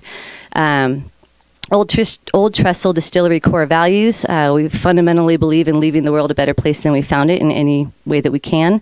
Quality is number one, that both the manufacturing of the product, the service, any food that comes along with it. Focus on artisanal experience, locally sourced, handcrafted. That's really important to us. Accountability and innovation. Innovation isn't necessarily something that's always thought of in the distilling industry. That's one of the reasons we have an amazing master distiller, is we're going to change that. I'll get to it a little bit later, but we've actually done local foraging to get some botanical essence of Truckee into our spirits. spirits, because that's something that we really think is something special we can do and that nobody else can offer. Sustainability goes right along with our core values. This project is infill, it's small scale, it's essentially more of a remodel than anything else. We're repurposing a building instead of building from scratch. There's an alignment between economically efficient construction and green construction, and we're absolutely going to be working with our contractor to minimize any mobilization, maximize reuse of material, utilize local low travel construction, really with carbon footprint and greenhouse gases in mind throughout the construction process, even before we get open. There's a major sustainability focus on what we consider three of the main pillars for greenhouse gases, which is energy, transportation, and waste. We have alternative and renewable energy designs. Solar panels are installed above the patio, and those have been designed to essentially make all of the distillery-specific equipment net zero. And while 11,000 kilowatts per year we realize is not a huge number, the whole point is that this is not a huge project. This is a really small project that will power, and it's also important to know that this is not a manufacturing site for distilling. This is kind of a finishing site where we're also going to be extracting those local foraged botanicals I mentioned, some experimentation. So there's no wastewater, there's no sewage hookup, and it really is designed to be a net zero with the solar panels. And more importantly than where you get your energy is not using it to begin with. So energy minimization is a huge focus for us with motion sensors, low energy lights, adding windows to maximize the natural light during the day. It's been designed to encourage natural airflow, so to minimize any air conditioning needs. And we actually did a full solar study to optimize the natural light and the right shading so that the peak of summer we're minimizing any solar gain within the building and not having to rely on air conditioner to keep the space accommodating. Biking, there's going to be to address Chair Zabrisky's earlier question, a significant number of bike parking, including some really secure locations so people feel comfortable leaving their bike there during a meal when they can't see it. To encourage cyclists, the Legacy Trail is going to be going through, I believe it's still planned to go through the Bright property and the Fish and Wildlife property right across the river.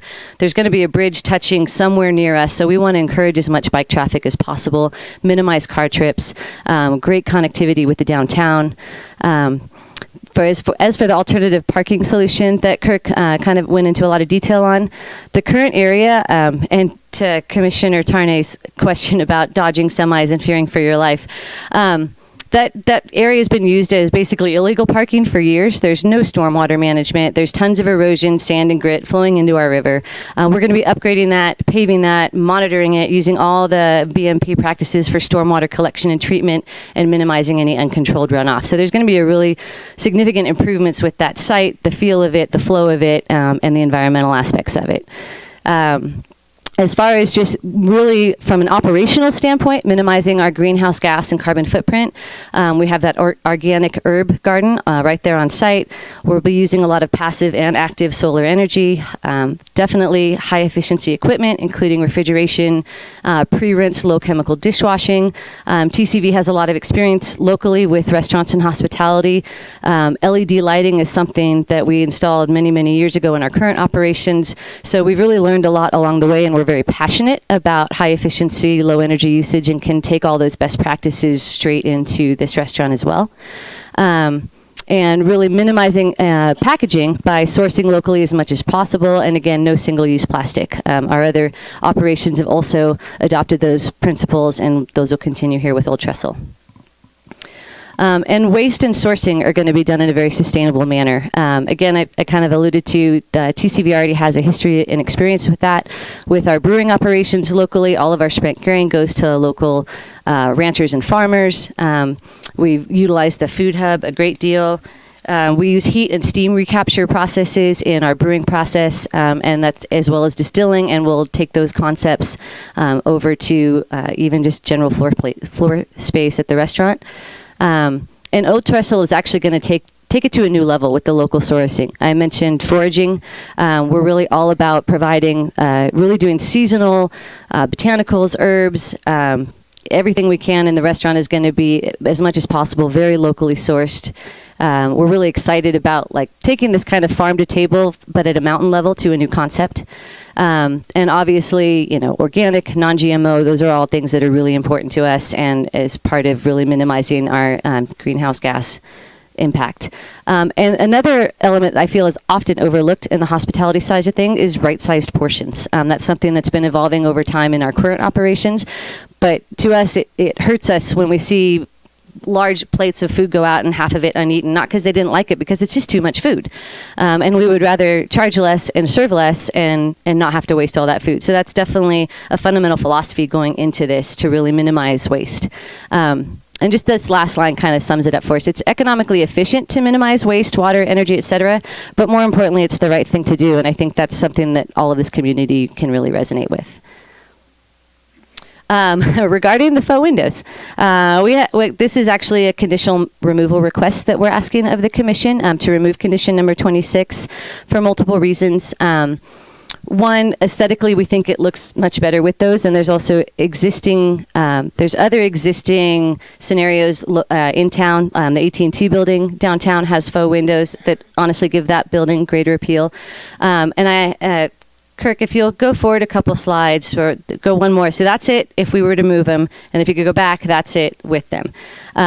We like it better with, it's more energy and cost efficient to not have to remove them, especially given the fact that not too far down the road, all of that land in front of it, which is owned by the town, is going to be blocking that view and changing it anyway. So we would rather not waste time, energy, resources, both mentally and physically, to take those off, and we think it looks better like that. So that's the one request we have. If you could go back to the thank you slide. Thank you. Just kind of leaving you with our final image. Like I said, I've got our team here to address any questions that I can't answer. But again, really thank you for your time. Thank you, Ms. Barr. Okay, now we'll have public comment. For anyone who wants to make a comment on this particular project, you'll have 3 minutes. What I ask that you do is go up to the podium, make sure the little red light is on, and then state your name, and you'll have 3 minutes to make your presentation. Good evening. My name's Edgar Stratton. I own the property across the street. I just had a few little concerns. If they're going to get deliveries across the street, on the plans that you showed, it showed their property line and their building was exactly on the edge of the street. Where are semis going to park for deliveries? And the survey markers, the surveys that I have, the survey markers on their plans are different than what I have. I think from the parking lot, the shortest way to their building is going to be through my property, not down through the crosswalk. And on Truckee Thursdays, our property gets destroyed. You know, people urinating all over our trucks and all over our building, and it's pretty miserable. And what happens to the parking lot if for some reason they close their business? Does the town take it over? Who's going to be responsible for it at that point?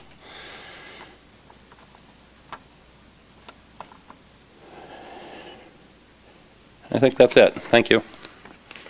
Thank you, Mr. Stratton.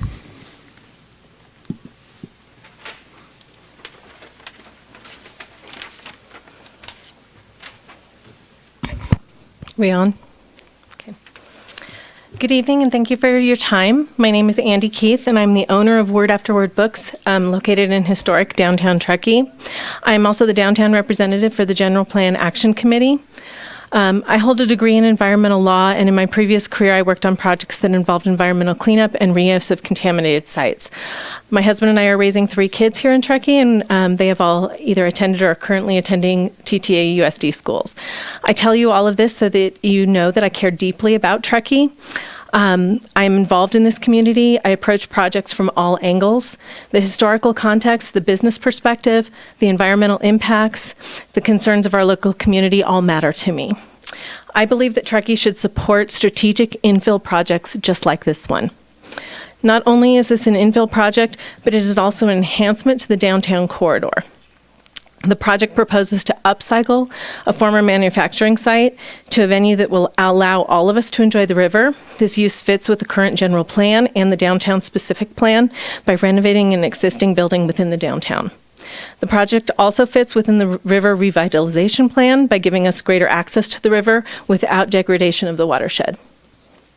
I like that this project is being put forward by local residents and business owners with a local team. The applicants have proved their commitment to Truckee with their other businesses in town and with their generous donations to various local causes. Their brand is loved by locals and visitors alike.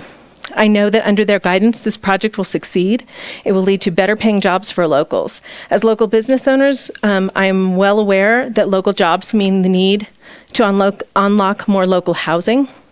I know that the applicants believe in supporting locals and helping to find viable solutions for the local housing issues just like I do. It's not without obstacles that local entrepreneurs bring forth projects such as this one. It can be tough for locals to get a project off the ground, but the alternative is that out-of-town chain restaurants and chain retail outlets will come to Truckee and bring with them projects that most of us do not want here.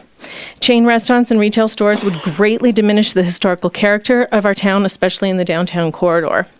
And while some will oppose any new business that is requesting an alcohol license, I would much rather see a locally owned restaurant serving quality food along with alcoholic and non-alcoholic options than a chain restaurant or bar that does not serve quality food or any food at all. We know that Truckee is growing, growth is anticipated, and it is allowed in our general plan and in our land use and zoning ordinances. Let's be smart about how and where we grow. Infill and reuse projects are exactly what we should be doing. When projects such as this one that will enhance our downtown and riverfront are brought forward by seasoned, respected, and generous locals, we should approve those plans and thank those who put their time and resources into making Truckee a better place for us all. Thank you. Thank you, Ms. Keith.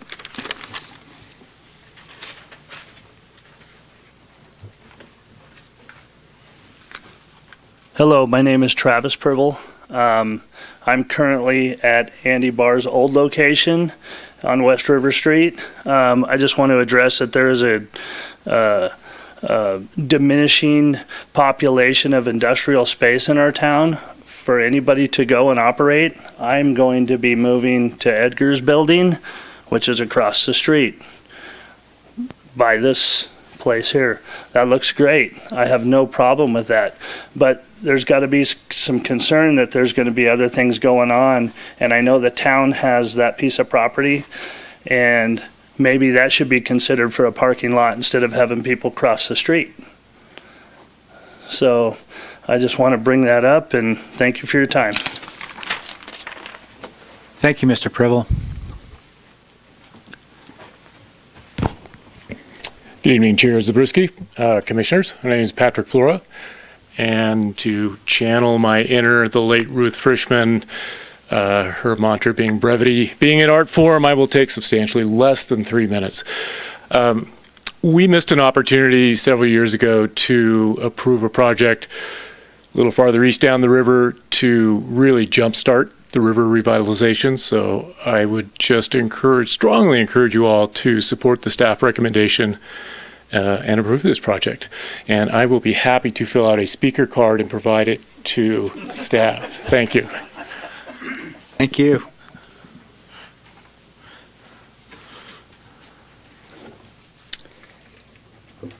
Commissioners and fellow Truckee residents, my name is Jan Hollen. I have lived here in Truckee for 20 years and in the Tahoe area for 30 years. I'm here to wholeheartedly support this application. I know the applicants professionally as well as personally and know they embody a Truckee first perspective. The project is aligned with the town of Truckee's downtown river revitalization strategy adopted in 2005. In 15 years since that has been approved, little has changed. This is one of the first projects I think that will really jumpstart that project or that strategy. It's a significant step towards connecting downtown with the river with a public-facing amenity. Truckee Craft Ventures, as Alicia pointed out, is a significant employer in Truckee. It's one of the few Truckee businesses which exports physical products, not only nationally but internationally, which contributes positively to our economy and provides diversification not entirely reliant on tourism. Truckee Craft Ventures and Andy and Alicia Barr specifically have a substantial track record of charitable giving to many local nonprofits. Truckee will benefit from their investment on West River Street, and I hope the Planning Commission considers the proposal favorably. Thank you. Thank you, Mr. Holman. Hello, Commissioners. Good evening. My name is Kevin Murphy. I'm one of the founders with Andy Barr and a number of Steve Morris is over here as well. I want to let you know that I'm 61 years old and I've lived on the Truckee River 61 of those years minus my collegiate years. So I can tell you that the Truckee River is a passion of mine. In fact, my license plate says Truckee River. When I moved to Truckee, one of the things that I was emboldened to do was join Truckee Rotary to create the Truckee River Legacy Trail. And in fact, when I was chairman of the Truckee Rotary, we raised $125,000, of which almost $50,000 went toward the first phase of the trail. I'm a huge believer in this. The town has been a huge believer in public access to the Truckee River, and this indeed will be our first opportunity to do it. Andy and Alicia Barr and Kurt and the team has done a phenomenal job with this project and parking, in particular the downsizing of the project to really make it something that's local in flavor. I would strongly encourage you to support the general plan and the long-term plan of the residents to bring the Truckee River to the citizens and tourists alike, not to mention looking at those giant trout that are right below that fence line. So thank you for your time listening to my comments, and please support the project. Thank you, Mr. Murphy. Is there anyone else who would like to provide public comment on this project?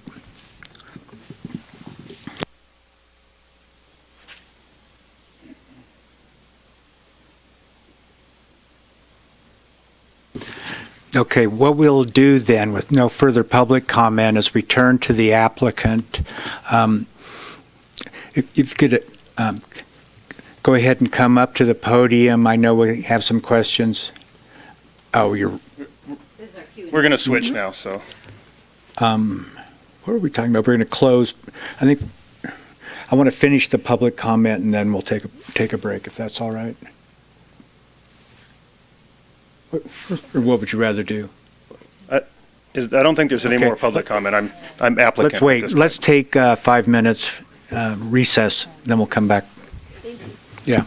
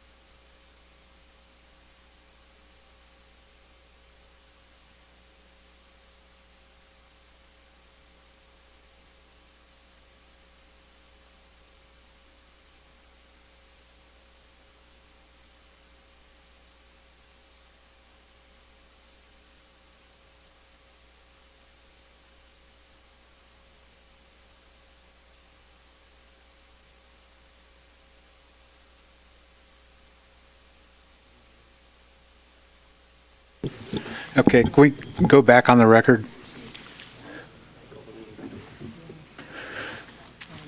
Okay, we left off with a conclusion of public comment. Now the applicant has an opportunity to provide 5 minutes of rebuttal.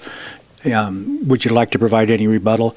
Okay, the applicant indicates she doesn't care to provide any rebuttal, so we'll close the public hearing and go into questioning, and some of the questions will require the applicant to go up to the podium. And what we might do is, if you don't mind, Ms. Barr, just take the podium, and then we can ask questions of you or and the staff on the same topic. Okay. And that'll be fine if you need to check with the team to answer a question. Do you want to start, Susie? Pick up where you left off? I will try and be brief. Yes, I'm trying. Okay. So this is, it's kind of a slightly random question, but can you explain why the second floor is being removed? I could just see it being adapted to mixed use, some sort of little housing unit up there with gorgeous riverfront views. And do we? Yeah. It's our architect. If we had the three-dimensional model, I'd just fly you inside and show you that there's an amazing view of the mountain across the river that you don't get when that second story is there. The windows currently are at about 6'8" that just slice off the majority of the mountain line, the ridge line, and we want to capture that, as well as the solar gain in the winter when the sun angle's low. We want to flood it deep onto the concrete slab floor. Oh, all right. Thanks. Excellent. I'm really glad there was a big reason there. This is also possibly slightly random. I love that there's BMPs in the new parking lot across the way. I saw that there's provisions for the maintenance of those sort of things. Do you know the maintenance schedule of that sort of thing? I know it's a random question. For the parking lot? For the BMP, for the stormwater retention underneath the parking lot. I don't. Oh, wait, we have do have somebody. I'm Jason Lynn. I'm the civil engineer for the project. So the question was about BMP maintenance, and all BMPs need to be maintained. Super important to the functioning of all of them. Usually those are maintained annually. The subsurface infiltration galleries usually have an inspection port. You can open up and look at them. And then if you need to dig them up and replace them or clean them out with a Vector truck, it's super easy to do. Oddly enough, I watched the Storm Tech video today of the cleaning out with a Vector truck. I just was wondering how often that was. Then,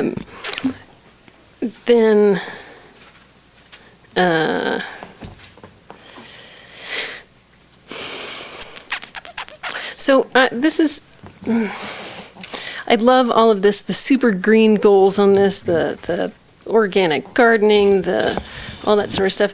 I have to say it seems a little bit in contrast with the dark nature of the architecture. I heard Kirk say that the hot rolled steel was added to bring a lighter dimension. Isn't that still just a dark gray? So We disagreed with staff completely that lighter colors are more appropriate. We felt the white trim that's everywhere all around the historic district is appropriate for the historic district, and we are not in the historic district. So we are blatantly trying to be not that. And we're similar to the finishes that you see out at the Rock with the weathered wood. We are picking more gray tones instead of brown tones at the weathered wood, more of a bleached wood color that's in the grays along with the hot rolled steel. But as far as the inviting nature, I think the river is what's going to provide the inviting nature. And then on the river providing the inviting nature, you can't see it. So there's 6-foot fences. And I understand you're trying to block out the road, but if that becomes more of a pedestrian-friendly space, I feel like you're blocking off a view and possibly doing detriment to your business, but. Sure. I could totally understand why you would think that. Our studies show that due to the U-shaped driveway, every set of headlights at night would blast into the dining room. And we purposely don't want the automobile to dominate the experience once you go through that gate. So, but you'll notice that we didn't take the wall taller. We just took it up to the height where you get to see that there's trellis that hint at a pedestrian experience on the other side. And there's also the acoustics, not just the visual of the headlights, but the acoustics we're nervous about with all the road noise along there. If you went by there, you know exactly what I'm talking about, how noisy those cars are. So that's meant for acoustic purposes. Thank you. Then we've already talked about bikes. I appreciate that so much. Hopefully we will. I'm just going to put this in, retain a bike lane there, at least until the other one's on the other side of the river. We currently have been e-biking with my daughter to school, and that is the way we go. So as far as that pedestrian-friendly visual interest sort of stuff, I'm going to reiterate again that I agree with you on the faux windows. I think it looks better with them. Is there any way that we can bring some of that connection to the other parts of the building, to the front of the building? Is there any way we could increase the engagement between interior and exterior spaces, like have a bench or two in front of that? Right now, just that 6-foot gate seems sort of a little bit foreboding to pedestrians. Well, I think the 2D, and correct me if I'm wrong, I think that the 2D dimensions don't really give you the perspective and the scale of all the landscaping and softening that's going to go with there. And as Kirk alluded to earlier, without doing a massive overhaul of the building and really kind of being wasteful, all of the hookups and everything are on that side. And so that's where the kitchen is, can't really have windows, can't have that kind of thing. And so I think, as we go through the building permit process, there's absolutely going to be, a huge aesthetic appeal to that side, because it benefits us as a business as well as the community. Andy Barr, part of the application team. But Susie, you're right. I think, it's always been the intent actually to integrate some benches and some clever looking appropriate seating in with the landscaping in front of the fence. So as you're driving by, even if you can't look into the actual dining, you do have this idea of people stopping and being and waiting there. So. Great. Thank you so much.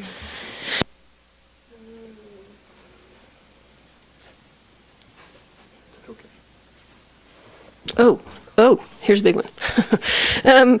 So there wasn't a lot of mention in our staff report about the solar array.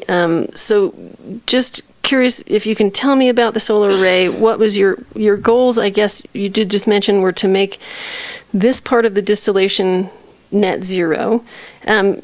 And does that all run during the day? Will you end up having some battery storage? Can you tell me more about your goals for the solar? So for the more technical component, Eli can probably weigh in. We would like to have had more solar to try to approach net zero for the entire project, kind of impractical with the scope of what we were doing. The goals were twofold, right? So we have some distillation components there. We didn't want them to run off of natural gas. We wanted them to run off of electricity so we could pair that with the solar. So it's kind of designed in scope and scale to net zero that out. We don't know exactly the timing yet of the use model. We expect that most of the heavy use of the distillation will be won't be overnight. It'll probably be in the daytime. If you notice, the still is in a separate building that can be run, and ideally run when there are people there watching it. So I think it pairs pretty well with the solar array. And the other part of it is, it's not a huge array, so half of the value is actually kind of leading by example and to help put that alternative energy idea in front of all the people that come and visit. So that was our thinking. Sorry, I thought somebody else was getting up there. I think that's all I had. Can I possibly, if I find another question in my amass here, I'll bring it up later, but thank you so much. Thank you.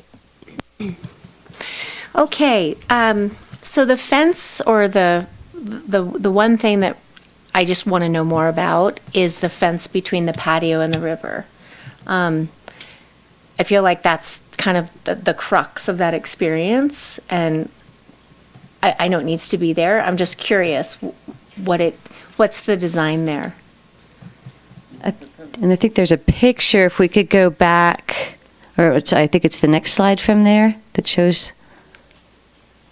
I know you want it to be inviting, and clearly you need to have a fence there. I just want to make sure that fence is done right.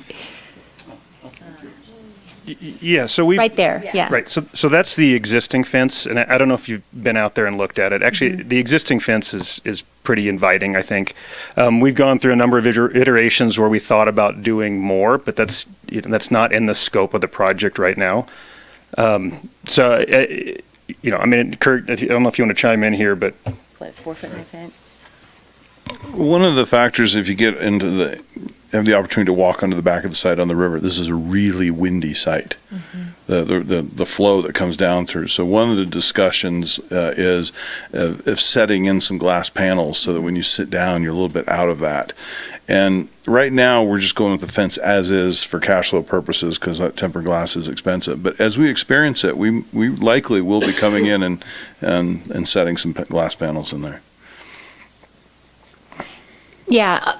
Okay. It just feels like such a cut. Just such a, it doesn't feel inviting to look out that way. So that's just one thing I think we should think about trying to improve. We agree with you. I'd love to have just glass. Okay. So the one thing that I noticed, looking at the site plan is, we do have neighbors across the street. Have there been discussions on, first of all, I don't know what the uses are on the two sites across the street. The site that, I'm sorry I forget your name, but I know Travis's business is at the one site. What are those uses? Well, I believe there's just the one business across the street. And actually, So there's two businesses. One of them is owned by Edgar, who came and spoke, and I believe Travis is intending to move into that. That's currently the Dependable Tow Building. Got it. And then adjacent to that is the Flyers gas building. You can see the big tanks. I've seen them, but is that in operation? Is it? Yeah, I believe they're both in operation at this point. Is there a way, have we thought about ways to prevent folks from walking from the parking lot right through those sites? Yeah, I mean, we'll let Kurt handle that. You'll notice that we've set up the sidewalk. I don't know how well you can see it, but there is where we come across the shaded area that's the emergency vehicle turnaround, and then you walk due west. You can follow the cursor down and over to the west right there. Then we'll cross, and then we're on a sidewalk path. And this opens a kind of can of worms with the engineering department because their long-term plans, I've seen some of the drawings, anticipate a 14-foot wide sidewalk, which is massive, right? So they're leaving enough room for quite an interactive streetscape that's not being discussed as part of this. We're on board with it. We're all for it, and we will adjust at that time and embrace whether it be public art, sitting spaces, et cetera, similar to what happened through Brickletown. So that's coming. Some of us kind of have some idea about it, and it's just not on the table as a critical part for you guys tonight. Sure. Also on that parking lot, there's a good deal of existing landscaping. If I walk up there and point, is that? Sure. But they can't hear you talk. So there's a good deal of existing landscaping here. This is interior parking lot landscaping here as well. So. Can you wait a second? We have a mic for you. We value what you have to say, and so we want to make sure we get it recorded. All right. I don't think I've ever held one of these before. Okay, can you start over? Sure. So just to add to what the rest of the team was saying, there's existing landscaping here that would prevent folks from walking through here. This is a retaining wall. And then as part of our proposed design, this is all interior landscaping here as well. So it'd be pretty difficult to walk through here. Can you tell us what the grade difference is between the parking lot and the street in that area? Off the top of Roughly? my head, not exactly, but this walkway here would be accessible, so it would be like 3 or 4% probably. The grade difference now is probably a couple of feet, maybe 3 feet. So what we're trying to do is match that existing grade as best we can with this parking lot, so that we're not creating a bunch of export. We want to keep our trucking down for all the sustainability reasons that we've talked about. But we also need to make sure that we've got accessible access through here, so there's a little bit of a give and take there to make sure that that works perfectly. Thank you. And then your agreement with the railroad, what kind of agreement is that, and what are the terms? I mean, I don't need to know all the details. I just want to make sure it's going to stay in place. And Yeah, UP only, they only have two kinds of agreements. One is you buy an easement or you have a lease, both of which, because it's UP, they could, for certain reasons requiring, the expansion of tracks or who knows what, they have the right to take it away. But there is, and town may want to comment on this, there's plenty of precedent in town using UP lease parking or town easement UP parking as part of a parking solution. They've never taken it away in town, so is there exposure there? I suppose that there is, just because it's UP, but I don't think it's particularly big exposure. So it's a standard lease like everybody else has. Great, thank you. That's it. I have a follow-up to that one. What's the term on that lease? Length? They're all 1-year leases. That's with it? UP. Yeah. Just every year? That's the way they do it. And it's the same type of situation. I think Jeff has some additional information. If I could, the thinking of the long-term plan in as many areas as the town can do it is to get permanent easements that the town would purchase, thereby, you put all your money up front so you don't have to lease it over time. We believe that those are, while they're not absolutely permanent set in stone either, because UP could cancel them at some point and pay back, they're much more, we think they're pretty solid. We agree that the lease is also solid. We've got some lease property, some easement property, but the intent over time, as money is available through the parking district, is to create as many easements along those parking areas as we could. For example, in the rail yard paid for easements on those new parking spaces in the rail yard. We're looking to do the same thing to the Jack's property. So that's the long-term strategy, but you do it sort of piece by piece as parking district money is available. Thanks. Okay. Go ahead. This is Nikki. Just questions, or are we going to deliberate? Just questions. Okay, I have a question for the applicant, and when we deliberate, I'll explain more about this. But would you guys be open to a condition of approval of an enhancement of a crosswalk or a more enhanced crossing of West River Street as part of this application? So we are in full support of a holistic approach that the town is undertaking for the West River as one big thing, and when it comes into fruition, we're in support of a crosswalk, we're in support of whatever it takes to make it all work. So, we can't commit to anything specific, but I think we're fully committed to the town's holistic approach and us playing our part of that.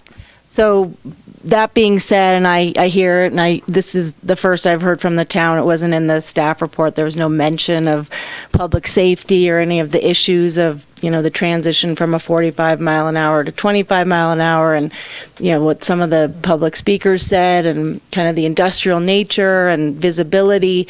So to me, that's kind of the crux. I think this project is great. I love what you're doing on all levels, the sustainability, the reuse, the architecture, all of it, the incorporation of the river. But I'm totally hung up on the public safety. And so that's really my issue. And I'm not willing to sit and wait for the town's holistic plan or what may or may not happen whenever, because your restaurant's going to get created and it's going to create an impact, and people are going to be, pretty far from the front of the restaurant where they park their car and navigating West River Street. So my what I want to hear from you guys tonight is you would agree to some kind of an improvement beyond just, a stub on one side and a stub on the other from a path, from the parking lot. Maybe there's some lighting, maybe there's some signage, maybe there's some striping, but a way that the vehicles that are currently using this roadway will be alerted to this new use.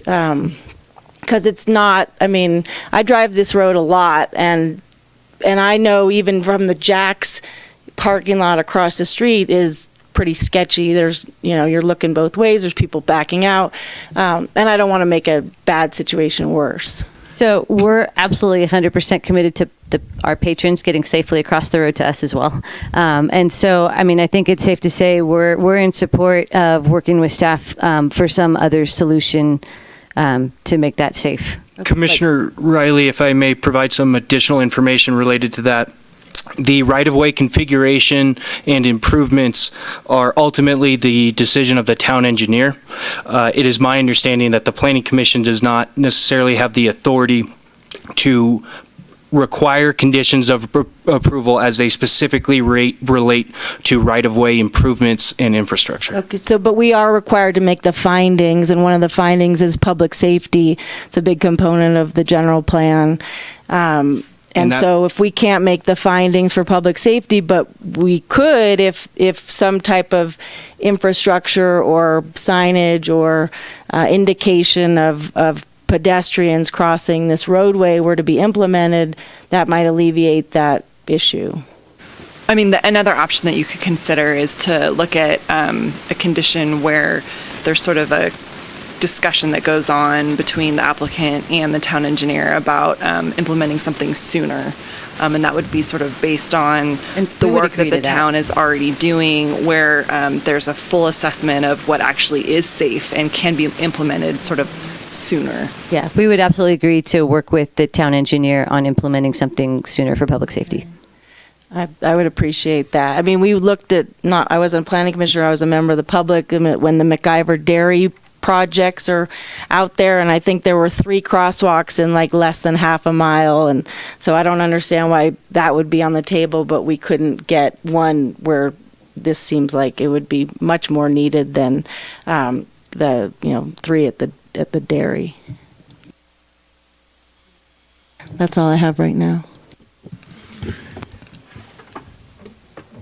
Most of the other commissioners asked several of the questions that I was going to ask, but a member of the public did ask a question about what the vehicular traffic and the impact for deliveries. And if you guys could speak to that a little bit, with big Cisco food trucks and whatnot, what's the plan for that?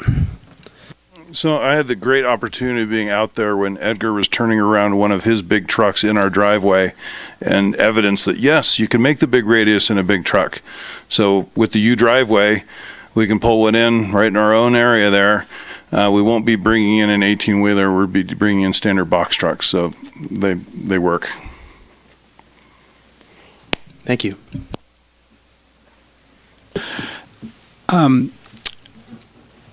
I want a little clarification on that last point. I took to heart what Edgar Strathman said about where are the delivery trucks going to park when they're making their deliveries. Can you show me on the map just where that's going to occur? Do you want to speak to Okay, so they'll be able to pull in at the entrance and exit at the exit. Correct. Okay, thank you. I'll just add to that we've reduced the size of this center landscaping island. The existing island extends down something like this. So by pulling this back a little bit, it improves access through here so that a fire truck and delivery truck can make that turn safely, and they can even make it coming from this direction and loop all the way through. Okay, thank you. I want to go to another one of Mr. Strassman's concerns. He said something about survey plans are different for the different properties. Does anyone either on the applicant's team or staff comment? Can they comment and that help illuminate the issue for me? It might be the property owners, however, that would know the best. Yeah, and actually we do have a property owner here in the room, but I'm happy to cover it. So, yeah, through analysis for, looking at driveways and parking and things like that, we found that some documents were in conflict, numerous documents, including surveys and easement offerings from 7 decades ago. So we originally had designed the project based on what everyone believed was the property lines. And then when these new conflicts came up, which I don't believe are fully resolved yet, I think they're still in discussions, we backed the project off to be essentially, obviously, and completely not overlapping any property lines that are in question. So the project that you see before you is guaranteed to be in the appropriate parcel, regardless of the resolution of any of the conflicted documents. Okay, thank you. Does staff have anything to add on that? No. Okay. And then I think the last point Mr. Strathman made about access, I think that was adequately answered with your description of the wall around the parking. Mrs. Barr, while you're up, can you tell me, or any of your staff, what kind of heating do you have? How much, to the extent you've made that projection, that energy cost for propane or I guess natural gas heating? Do you know what those emissions will be? And what you've done to try to minimize them other than what you've already described? So we started by doing a passive solar design. That's part of why we're adding windows the way we did. It's also part of why we put a lid over some of the windows so it reduces the solar pickup during the dead of summer. So we think we've addressed or minimized the impact of need for heating. Certainly we will need heating and air conditioning. It's a commercial space. We think we've done a great job. We don't know what the dollar number is. We have those numbers for other restaurants in town, and I know this design is superior to those. Yeah, I was just focusing on the natural gas and the BTUs, or however you want to express it. And when I come in there in the winter, at the height of winter rather than the doldrums of summer or whatever, am I going to see a big propane fireplace there to create atmosphere? Do you want to? No. There was a time. That was the right answer. No, the answer is so the HVAC system is both natural gas and electric, like most of them are in town. And we don't know what the actual BTU is because that's going to depend an awful lot on what the weather patterns are, how cloudy it is, how many people are in the building.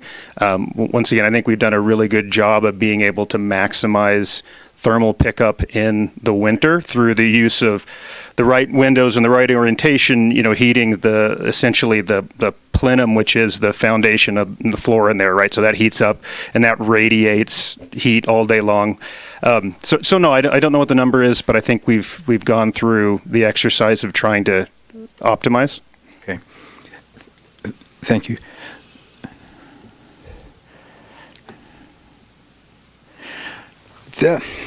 This might be a question more for staff, and it's getting into it's approaching the same concerns that Commissioner Riley expressed about traffic, parking, and safety. What went into I'm assuming it was the town's decision ultimately, where the town had the most influence in deciding to put the parking on the north side of the street instead of using the town land adjacent to the property as parking? Yeah, I can maybe take a stab at that. So for a number of years, there have been various planning studies on the town's property, the town courtyard property, or the park site as we like to call it. And right from the beginning, multiple community workshops, I think 3 to 4 now we've had, pretty strong desire not to have parking on that piece, but rather public access to the river and as much green space and as much opportunity to get pedestrians onto the river as possible. And that's been kind of a fundamental principle of the design of the town's site from the beginning. We are, however, exploring two places within the town's park site, I'll call it, where there would be parking. One is either angled or parallel across the frontage, and we can actually get quite a few spaces because it's a pretty good frontage along West River, so that's one. The second is along Mill Street, which is on the eastern edge of the property, and that parking, it doesn't show on this map because the map doesn't go far enough, but on the eastern side of the town's property is Little Mill Street, which is the one that connects to Riverside coming in there. There's a possibility of some parking there as well, and that would serve the other side of the park, which also has a restaurant, call it a restaurant facility planned for it. So there is a little bit of parking, but the idea was to keep the park a park and to keep the river as much green space and public access to green space as possible. Okay, I appreciate that, and I guess my questions mostly still go more to town staff than the applicant, because I'd like to explore a little bit more what the town has done to provide for public safety, having made the decision to try to preserve the benefits of a park on the south side of the road. Given that, it seems that also now needs to have given thought to how it's going to mitigate the additional risk to public safety by putting the parking for the trestle across the street. And I see some suggestions with the entrance to the parking lot being pretty far to the east. And I assume that, I'm having to assume that's somehow tied in with a safety concern. I appreciate seeing a single place for the pedestrians to cross, but I don't know, was that spot picked out because it's the safest place to cross, or? Well, I can only speak at this point for the long-term plan, because the park, the redevelopment of the town's property and the West River streetscape are supposed to coincide as closely as possible. They may not be perfectly coincident. And that's been kind of the plan all along. So this long-term plan for West River streetscape is fully funded. So it's not a pie in the sky, maybe it'll happen plan. It's a 100% fully funded plan.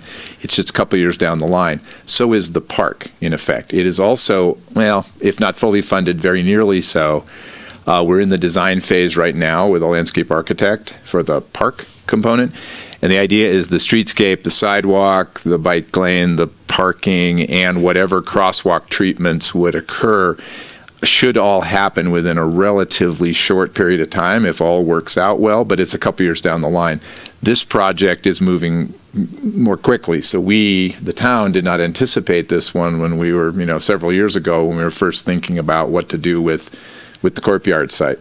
So that doesn't really help address your question, I know, in this specific parcel, but that's the long-term strategy for pedestrian safety and why we think parking across the street is going to work out okay. So, and there's about a 2-year lag between the distillery opening up for business and the streetscape being completed? Very likely. Okay. Do we have a tentative streetscape design? Does the staff have one? We're currently in our public outreach process. We've got 5 alternatives, I think, that we're still looking at. And so we haven't really figured out exactly what the design is going to be. But I mean, one of the reasons that we want to delay this decision, and give you an example, is if we decide to go with angled parking along the south side of the road and maybe a median, what it would require is a realignment of the road. So the center line would change. So if we have this project go through and build a bunch of improvements, it's likely that they're going to have to get ripped out in a very short period of time to tie into our project. We just don't know enough about exactly what that center line is going to do to be able to tie into it. And it's the next, that if we had a little more room to conform, but these parcels are backing up on next to each other. So we're just trying to avoid a bunch of throwaway costs for one thing. Okay, so what you're telling me is you're trying to minimize the potential detriments that approval of this project could have on the eventual streetscape. Because that was going to be one of my questions, is how does this project limit your options in terms of the streetscape? Have you done that kind of analysis? I don't know that it limits our options for the streetscape, but what we're trying to avoid is have them build improvements that don't match up with our ultimate corridor plan. Yeah.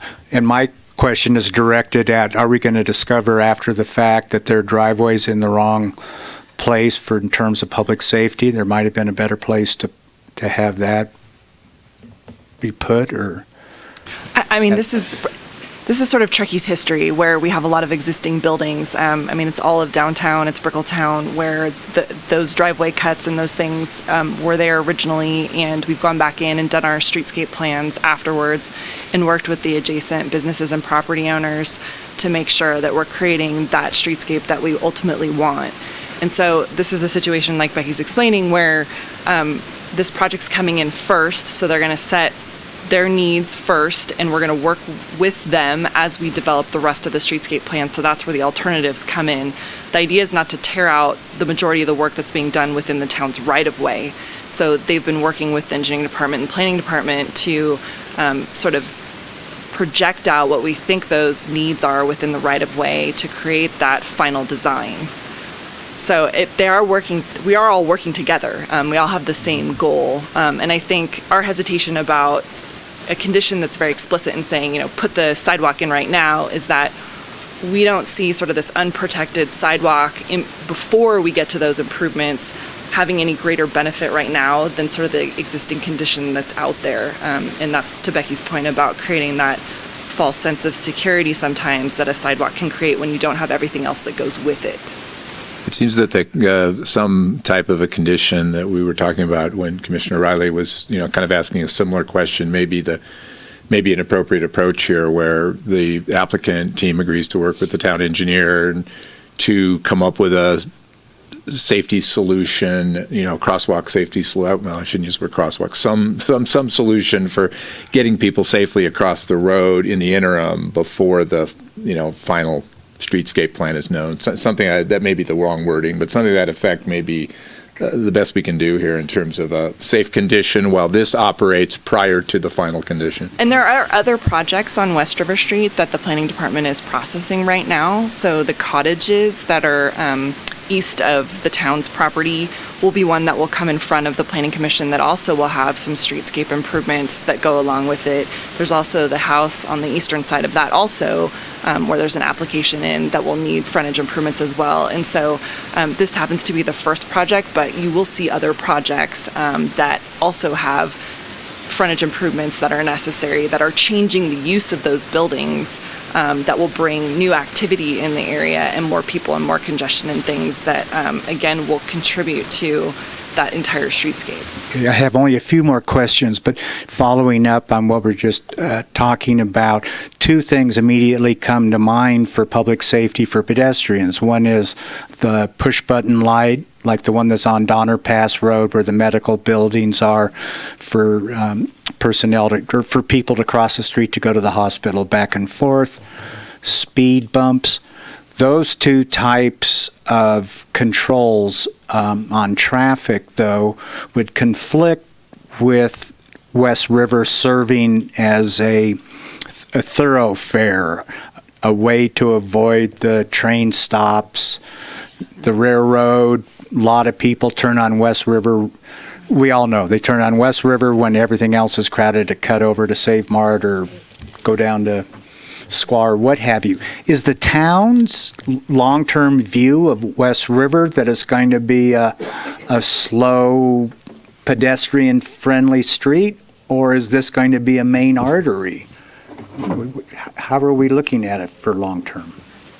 I mean, it will continue to be a major arterial in the town, but no, I think the long-term goal is to balance vehicle, and that's part of this process that we're going through. There's a balancing game of like thinking about bicyclists, pedestrians, economic development, getting traffic through, and but yeah, I would say that corridor, slowing down traffic may not be a bad thing, and if it's to the benefit of pedestrians and other goals. And this is the same thing that we've been exploring with the Reimagined Bridge Street project too, that crossing Bridge Street in between the River Street Inn and the new consignment store across the street on the corner has always been difficult. And so when we were looking at the alternatives, we were looking at what benefits the pedestrian, and getting people to slow down is one benefit, but having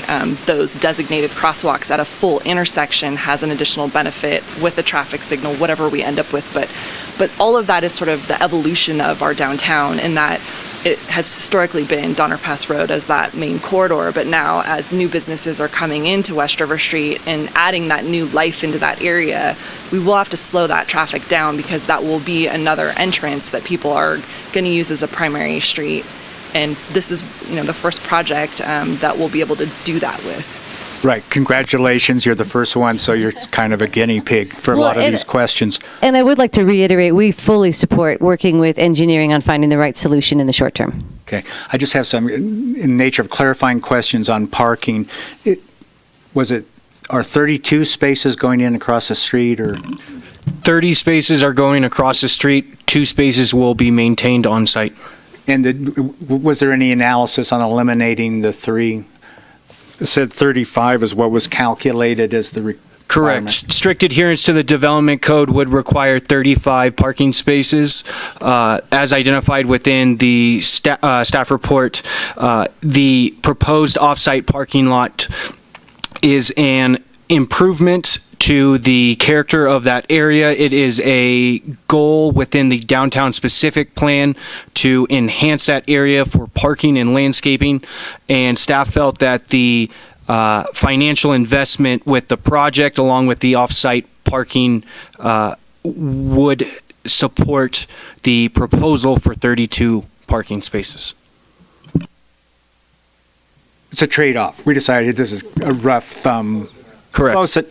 Thank you. Close. Right, and they have the ability to create parking where a lot of businesses, even for existing buildings, don't have the option to create new parking within the parking district. They're searching for those options, so this is a benefit. And this parking will be exclusively for Trestle? Yeah, at this point it is. We have had preliminary discussions with the town at some point to figure out what the parking solution for all of West River is, and when we figure that out, we'll obviously do our part to work with the town to get it right for all the businesses. But for now, it's an old trestle only. We've been paying the leases for 2 years. The long-term plan, as we described it earlier, is to have that become part of the parking district, in which case it would not be exclusive, but that's when there's more parking there and more activity, and we get the whole thing taken care of under an easement. And so that's under discussion, and we've discussed that from the very beginning with this applicant team. But it's down the line. It's kind of like the streetscape plan. It's kind of the long-term strategy. But then it would be part of the parking district and would be available to other businesses and other uses like the park as they come in. A shared parking concept eventually. Yes. I'm done with my questions. Finally. Go ahead. Thank you very much. Yes, go ahead. Just tagging on to that, I need to clarify a couple of things. I thought that 35 could go down further because of the reduction, the 10 parking space reduction due to the riverfront dining? 1 second. You can take the 10 off for the outdoor dining, but then you're still short 3 parking spaces. That gets us to 35, that 10. Yeah. Correct. The 10 space reduction was included in the calculation. Okay, sorry, I had misunderstood that. I thought that you were... Okay. So then with that parking, the current management, what is your plan for that then, since it's just for the old trestle? Do you just have signs? Are you going to be out there ticketing people? Like, we're just hoping for the best. I'll let Andy answer that one. No, we won't likely be out there ticketing people. We'll have signs, but it's not the Truckee way to police things like that really aggressively. It's one of those things that if there's a problem, then we'll deal with it. So it's to begin with, until we know how it's going to be used, it's going to be signs, kind of as simple as that. Great, thank you. And then one of the public comments was, Yeah, what does happen if they go out of business? Then the lease is gone with the Union Pacific. I'm sure the town would love to use it for their spaces, but we're not going out of business, so how about that? I am not hoping for that. We would be happy to take over the lease at that point. And the cleaning out of the storm tech. We would be happy to do that as well. So just another, sorry, I thought of a few more questions. So that the U drive right now is not actually on your property, it's in the right of way. Is there a possibility of that going away and then wrecking our whole ability to bring in that truck? I mean, that's a town question, I think. I mean, if you mean by the streetscape project, I think, I mean, our goal would be to be able to design in such a way that the truck access is not impacted. I mean, we can do things like mountable curbs. We'll find a way to make it work. And if for some reason there were other options that were looked at as part of the streetscape, many of the downtown businesses just have sort of restricted hours that they self-impose for delivery timeframes. We didn't mention at all the signage and how it's slightly out of the code. I just want to throw out there that I'm fine with it. I like that it's translucent for the most part, transparent. You can see through it. Just wanted to throw out the sign thing if anybody else wanted to run with that. I do want to say we're talking about the speeding, and this is currently in a 25 mile an hour zone already. This is not in the 45 mile an hour zone on the other side of the MacGyver crossing. So we're not slowing it down. We're just trying to get it to the speed it's supposed to be at right now. And again, I'm not trying to be a rabble rouser here, but if we were to consider something like a temporarily striped crosswalk, is that prohibitively expensive? I mean, that would be that's all. Are there any more questions? I have two. Okay. One is for the applicant. Are you going to have signage at the restaurant telling people that the parking is down the street and around? And I mean, we'll have appropriate within town town limitation signage to make it obvious. I mean, that benefits us obviously just as much as the community, and with landscaping and everything, we're going to make it obviously tied together in an obvious flow so that it doesn't impede upon neighbors, and it's the obvious right path. Okay. And then for staff, with regards to this overall streetscape improvement, is the plan to include the properties to the north, the Stratton property and the Flyers, with sidewalks and streetscape improvements? They're to the north, the properties are a little bit more constrained. So I think at least till Mill Street, the idea is to have sidewalks on both sides of the road. Past west of Mill Street, I'm not sure we may not have the room to do sidewalks on both sides in that location. And has there been any internal conversations about compatibility? I mean, like I said, I drive this a lot, and then I went specifically the other day and toured around, and there was a big semi at the Flyers, and I was like, whoa, this is just, it's an industrial area, and the garage, and, it's kind of this transition zone. So are there conversations about future changes or encouraging Flyers to move or any of those types of things? So the current zoning is downtown commercial. Manufacturing industrial uses are not prohibited, so any change of uses would need to be consistent with the zoning or with the non-conforming uses section of the development code, which may allow those uses to continue if they meet certain criteria. So is the gas station is a non-conforming use? Is that what? Correct. Okay. I just want to get kind of a bigger sense of the plan for that area, and I would echo Susie's call for some striping and Jan's for some flashing lights. I think the more attention we can bring to this new intersection, and it is 25, but I don't know who drives 25. I rarely, okay, yeah, you guys do, but yeah, woo. I try, but I'm always in a hurry somewhere. But now that there will be an intensification of use, I think we want to draw attention to that pedestrian thoroughfare or crosswalk. That's all. Okay, thank you very much. That'll conclude the questioning, and now we'll go into deliberation. Susie, do you want to start off with any comments you have, and then we'll just go down the line? I think I've said all mine. Well, what are your thoughts on the project and how you're inclined to view it? Yeah, I love Restaurant on the River. Sounds delightful. I am concerned about safety. I'm not concerned about the signs. I would like to leave the faux windows, and that's all I got. I love this project so much, and I really don't have safety concerns. I personally, I think adding a bunch of clutter that isn't well planned out is worse than waiting and doing it right when the timing is right. So, but that's not a project stopper for me. If we proceed with, the speed bumps or lighting or whatever we want to do out there. Yeah, it's amazing. And I agree with Susie. I'm okay with the signage. I like that look. I think it's not cluttered. There's so much going on out there that the more simple and refined you can keep things, I think that works for the site. My concern is the public safety and then the ability of traffic to get through. I don't think it's the fault of the applicant or town staff. I am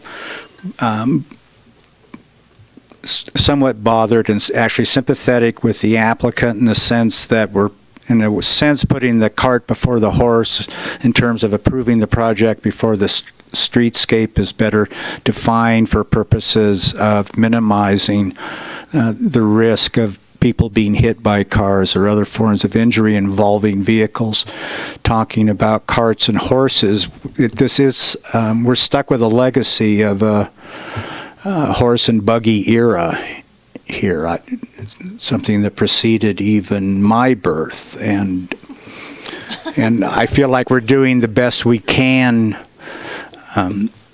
by and large to address it. That I'm counting on the staff and the goodwill of the applicant to help address the problems for traffic calming in that area. I expect there to be some irate drivers who are going to be complaining about having to take even longer than ever to get down West River.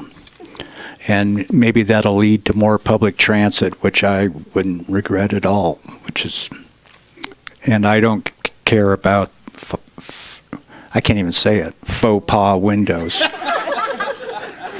So either way on that is fine with me. Go ahead. I echo Jan's comments. I agree with the staff in the sense of the honesty in architecture. I mean, I studied that and I get it, but I agree. I think it actually looks better as is or with what's being proposed, and there will be future architecture there. I'm really impressed with the project, and but I'm hung up on the public safety. I couldn't make those findings myself. 2 kids were hit at the roundabout by Hennis and the rec center last week.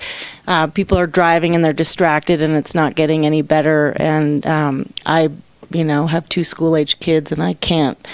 I don't want to make a bad situation worse, and I don't want to go on the record as supporting a project that this wasn't kind of discussed or there wasn't a mitigation measure provided. So that being said, I can support this project if we do have a condition of approval that does indicate some type of pedestrian safety measure that would be implemented, whether it's striping, whether it's flashing lights, whether it's all the above, a speed bump.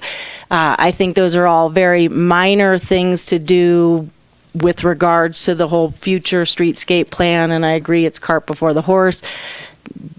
To no fault of yours, you're doing exactly what we want with the river revitalization and bringing use on the river, and I think it's going to spark more, and that's great. But back to the public safety. So that's where I am. If we can agree to that, then Becky wrote a suggested wording and some sort of approximate wording for what that condition might sound like. Applicant shall work with the town engineer to evaluate and identify short-term pedestrian safety improvements that could be installed prior to the completion of the West River Streetscape project. Then we might want to add when this project, Old Trestle project, is occupied or something to that extent. when the restaurant opens or receives occupancy, this would be. Yeah. So that would be, and what that exactly looks like would leave it up to the town engineer to kind of determine what might be the best suite of, of improvements there. Great. I like the sound of that. Thank you. Just for my benefit, what was the key language in there? Was it pedestrian safety improvements? Or? Correct. Okay. David? Yeah, so I agree. I think that we do have a path to approve this, and I think we can put some language in there, and they can figure out a way to do some temporary striping, and then not, prohibit any future improvements. I also agree that we don't need to mandate that we remove the faux windows if that is going to change. I'm not a big fan of that big mass with those gone. So if we can get that language in there, sorted out, I think we could probably vote on this and move on. So what you would be doing too is removing condition 26. So that's the one for the faux windows, and then adding the condition that Jeff read that Becky wrote. Does that sound right, David? That sounds right to me. That sounds fine to me. In addition to what's on the screen for removing condition 11. Do we have a motion? And modifying 29. Excuse me. Do we have a motion? Can I move that we adopt resolution number 2019-11 with the following modifications? Removing condition of approval number 11, removing that sentence from condition of approval number 29, adding the one about safety. Can I call that good? You could say replacing condition 26 with the pedestrian safety condition that eliminates 26 and adds it all in one move. Nice work, Jeff. Yeah. That's why they pay me the big bucks. Do I have to say that again, or are we good? No. That's a legislative function at the end of the session. What is it? Strip and fill? Okay. Do I have to keep going, or am I done? I second the motion. Okay. Could we do roll call? Commissioner Tarnay? Yes. Vice Chair Hall? Yes. Chair Zabriskie? Yes. Commissioner Riley? Yes. Commissioner Gove? Yes. The appeal period ends May 31st at 5 p.m. Okay, that concludes the two applications we had on for the agenda tonight. The remaining items, this one concerning Planning Commission meeting procedures, and then we'll have informational items.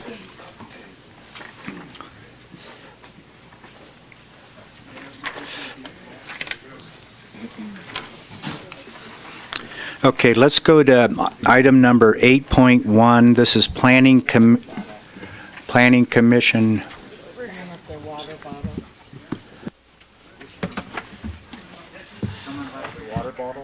There's a water bottle left behind. And a jacket. And a jacket. Is it a flask? There is a red jacket, if anyone's missing a jacket, and a black one. Where's the... It's where the engineer was sitting?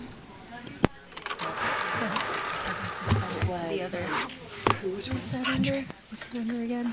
Okay, on item 8.1, this is something I had brought up, and then staff had prepared a report. And I wanted to point out in our packet tonight, there is a letter, a public comment on this item from Molly Hager. I want to make sure everybody's aware of it and had an opportunity to look at it. There should be a copy at each of your Yeah. chairs. Okay. Yeah, I have a copy for sure. Should I get going?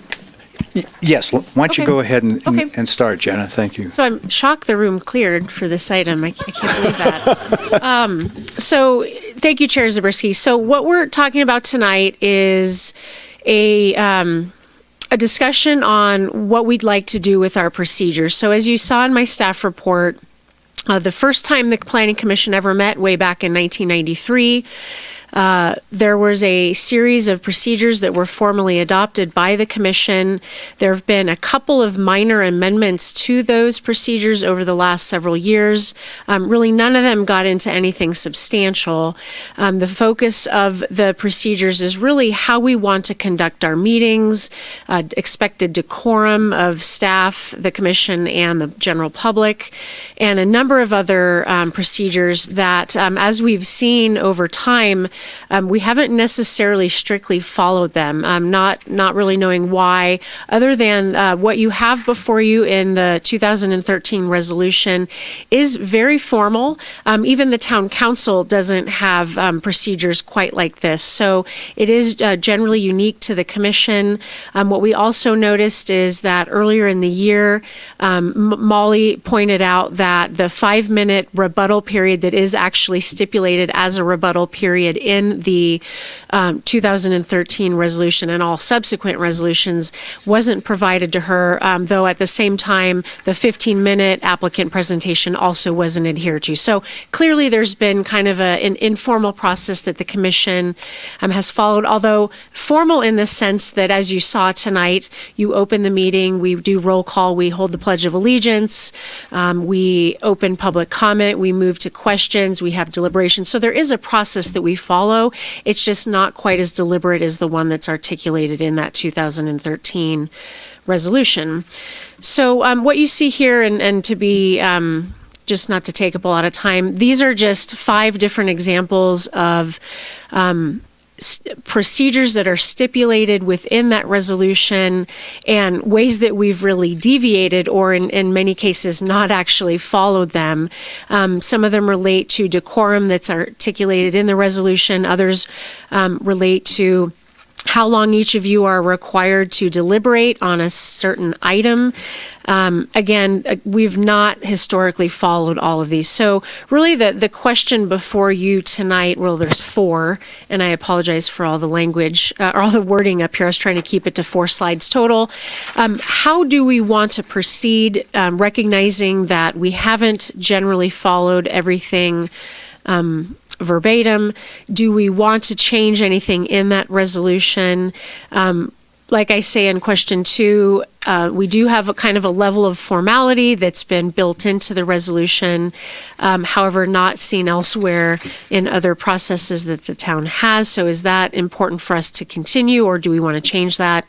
In particular, question 3 focuses on the mandatory 5-minute rebuttal testimony that all of the prior resolutions do say is provided.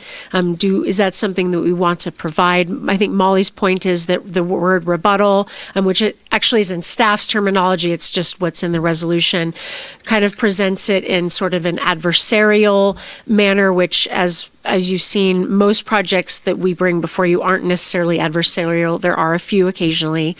And then the last question would be, we do have a section on decorum and kind of what's expected of the folks that are usually in those seats. And one of the things that's not there is clapping. Prior chairs and prior commissions have really tried to ratchet down on clapping in particular because it can be kind of disruptive and extend the length of meetings. And that isn't specifically called out, though you could argue that it's identified elsewhere within the language. So those are just some of the questions. You certainly don't need to talk about any of these. There may be ones that I didn't identify that you want to talk about, but this was really just kind of to get the discussion going. And then obviously, however you want to move forward, whether it's tonight, we could certainly bring this back to you again. If it's late and you just want to talk about another time, we can do that. Or if there's specific things you would like us to incorporate into a new resolution, we can do that and bring it back to you at another time. Does anybody want to ask Jenna any questions? We can just have a free form discussion. I have a couple. Oh, we're going to go in order. We can go in order. Gee, we have all these rules here, though. I just want to point out, I want Jerusha to kick it off. I want to point out at the outset, though, that these rules are described as directory guidelines. The way it's written right now, I don't think we are required to comply with them. The fact that we've deviated from them is not so much a violation as an expression of our discretion, because we can choose to follow them or not. Okay, that's all I want to say for beginning. Go ahead, Jerusha. I guess so I've just noticed the different styles. The way Seth, Chair Keelis, the way he would lump, he would have your presentation, then the applicant presentation, then questions, then public comment. It was just different than the way you're doing it. I don't have a preference. And then tonight I saw that you threw in the rebuttal. I did see you did that. And I don't have a preference. I just, I sort of wish it was the same. Not to be. With Keelis? No, a little bit. I don't care which way it is. I just think that way when someone else has to step in, there's a little bit more of a flow. I don't care which way it is. I just think I think we should strive for efficiency and opportunity for everyone to say what they need to say with the correct time periods. So that's just, So I think that giving the applicant the opportunity for a rebuttal, or maybe, if we can rebrand that, I think that, a response, right? I think that has some value. And I think that's something that we should incorporate. But yeah, we should definitely have a structure that we adhere to, kind of exactly the same way every time. Yeah, I mean, that's, I don't see that we need to go and redo this whole document, with the fact that it is just kind of a guideline. I think we can kind of come up with a formula on our, together and go with that.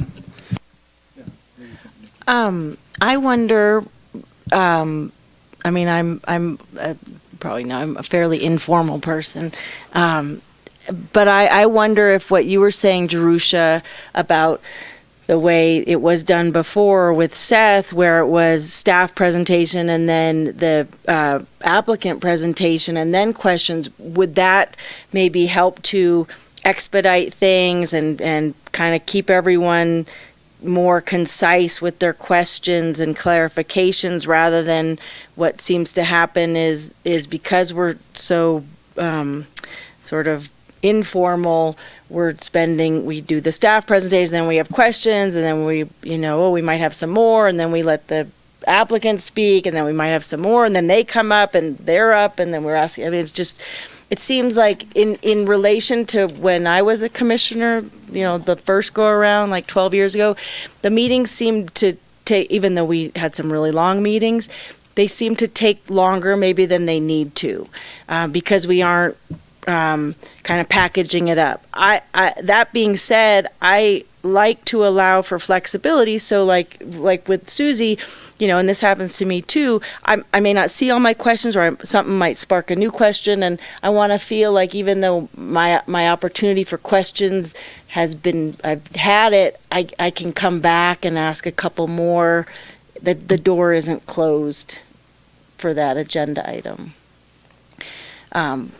I have one other comment. This is kind of personal.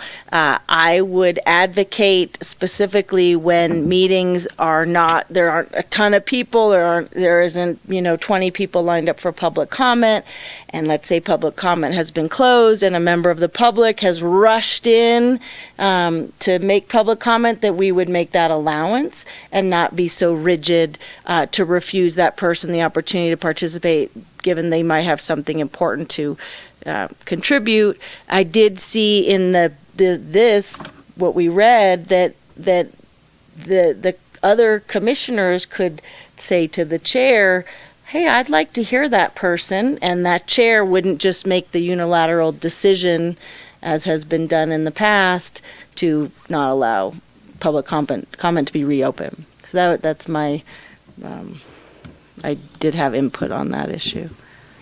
Okay, I want to touch on both your items, Nikki, and I want to touch on the last one first, because as long as I'm chair, I am going to make an effort to entertain public comment as much as possible and not refuse to hear somebody simply because they didn't appear when the item was on the agenda. It'll have to be it has to be several factors. And as you indicated, if there's a lot of people that are talking and the meeting's going late, I would be less likely to allow an interruption for someone who's late.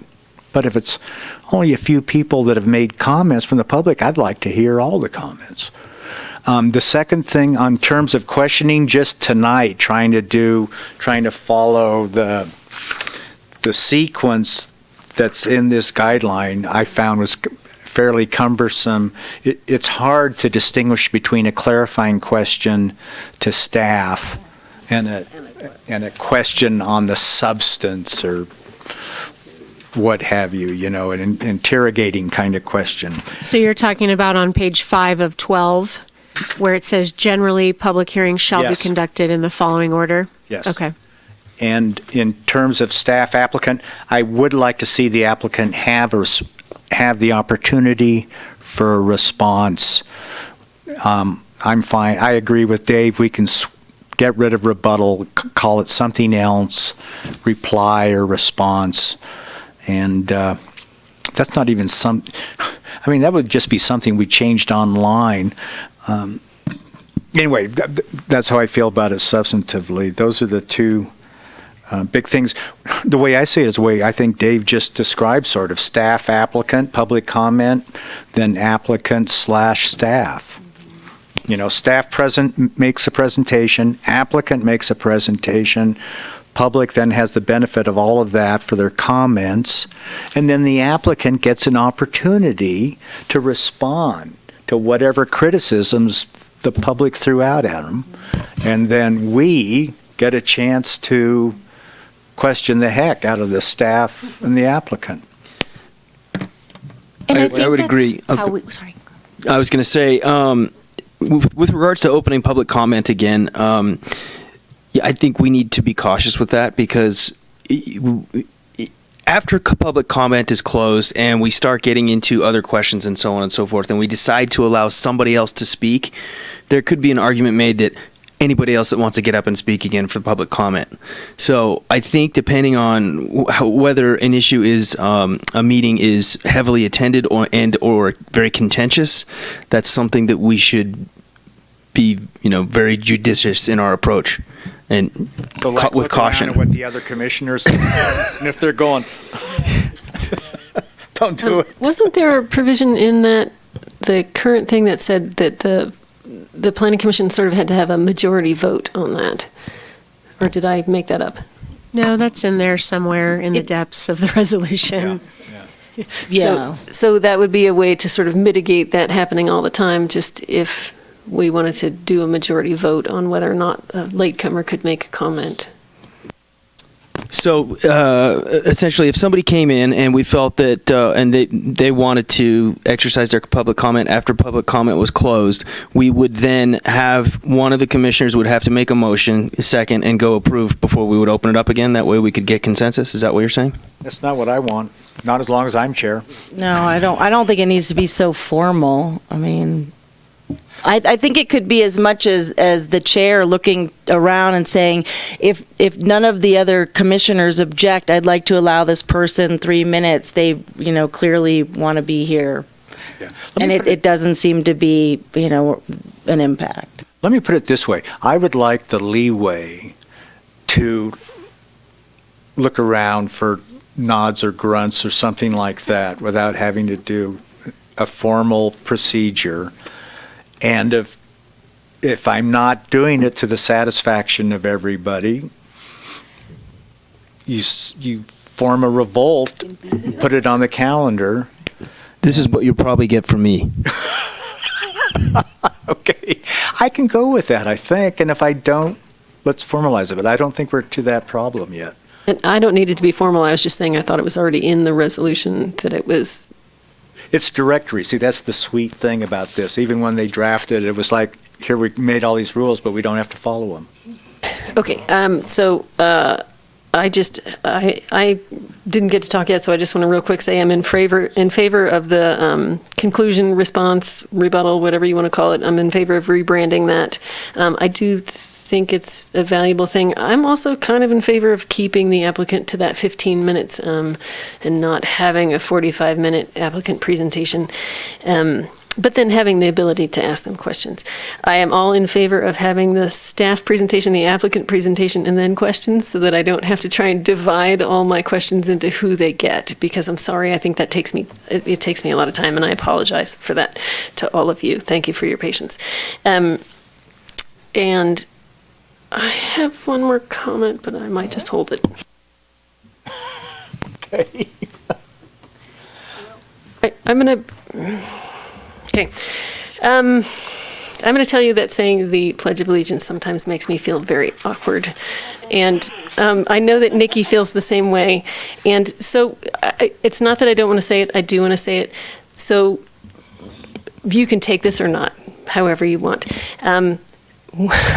One way I felt that it would be inclusive would be to add the words, please stand as you are willing or able for the Pledge of Allegiance. That way, if you don't want to, you don't have to. If you are in some way incapacitated and you can't stand, you don't have to feel bad. That is up to you guys to take that and do with it what you will. I had a similar comment as you, to make it more voluntary and not feel like people have to stand. My personal thing is, we aren't one nation under God. We're one nation under many gods and no gods and all kinds of beliefs in between. And, we were told at our sexual harassment thing that it was just it was just like a given, or it was like in God we trust on the money, and it's just kind of it supersedes the separation of church and state. But I like the kind of not provision. A command to stand and pledge. Yeah. So in looking at your directory guidelines, yes, Section 2.4 Pledge of Allegiance says commission staff and members of the public shall share in the nation's pledge in unison.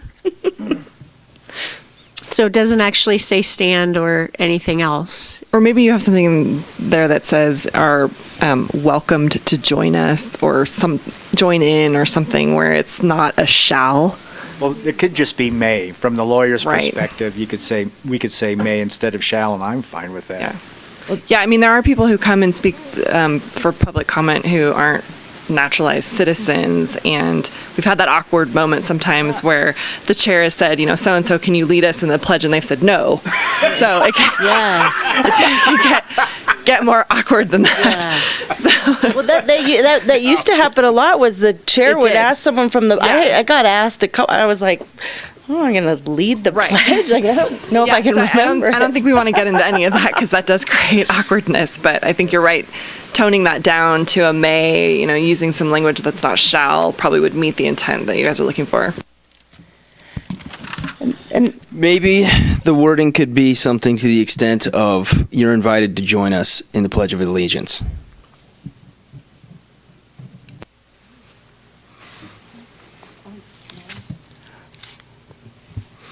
Okay, one or the other.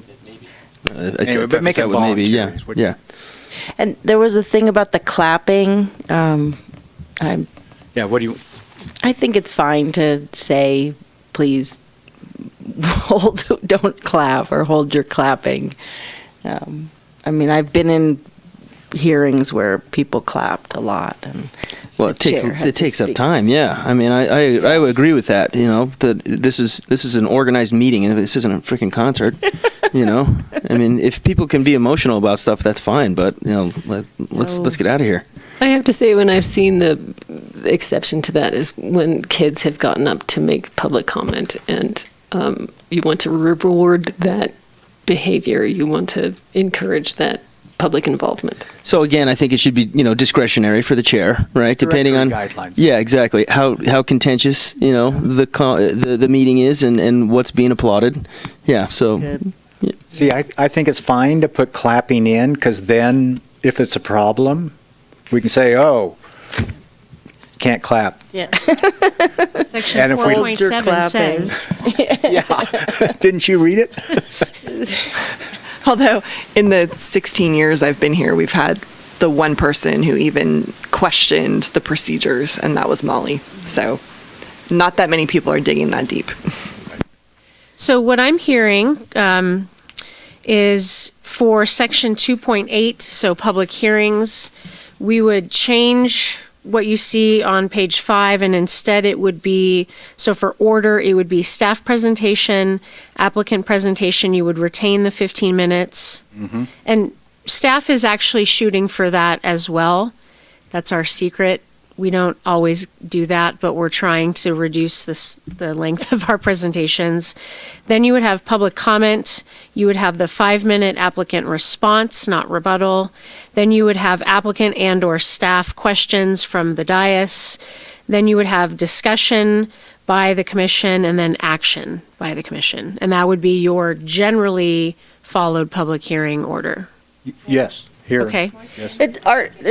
Does someone keep track of the time when the applicant's making their presentation? It's on our computer, and we coach them individually prior, and some of them are better at complying and others aren't.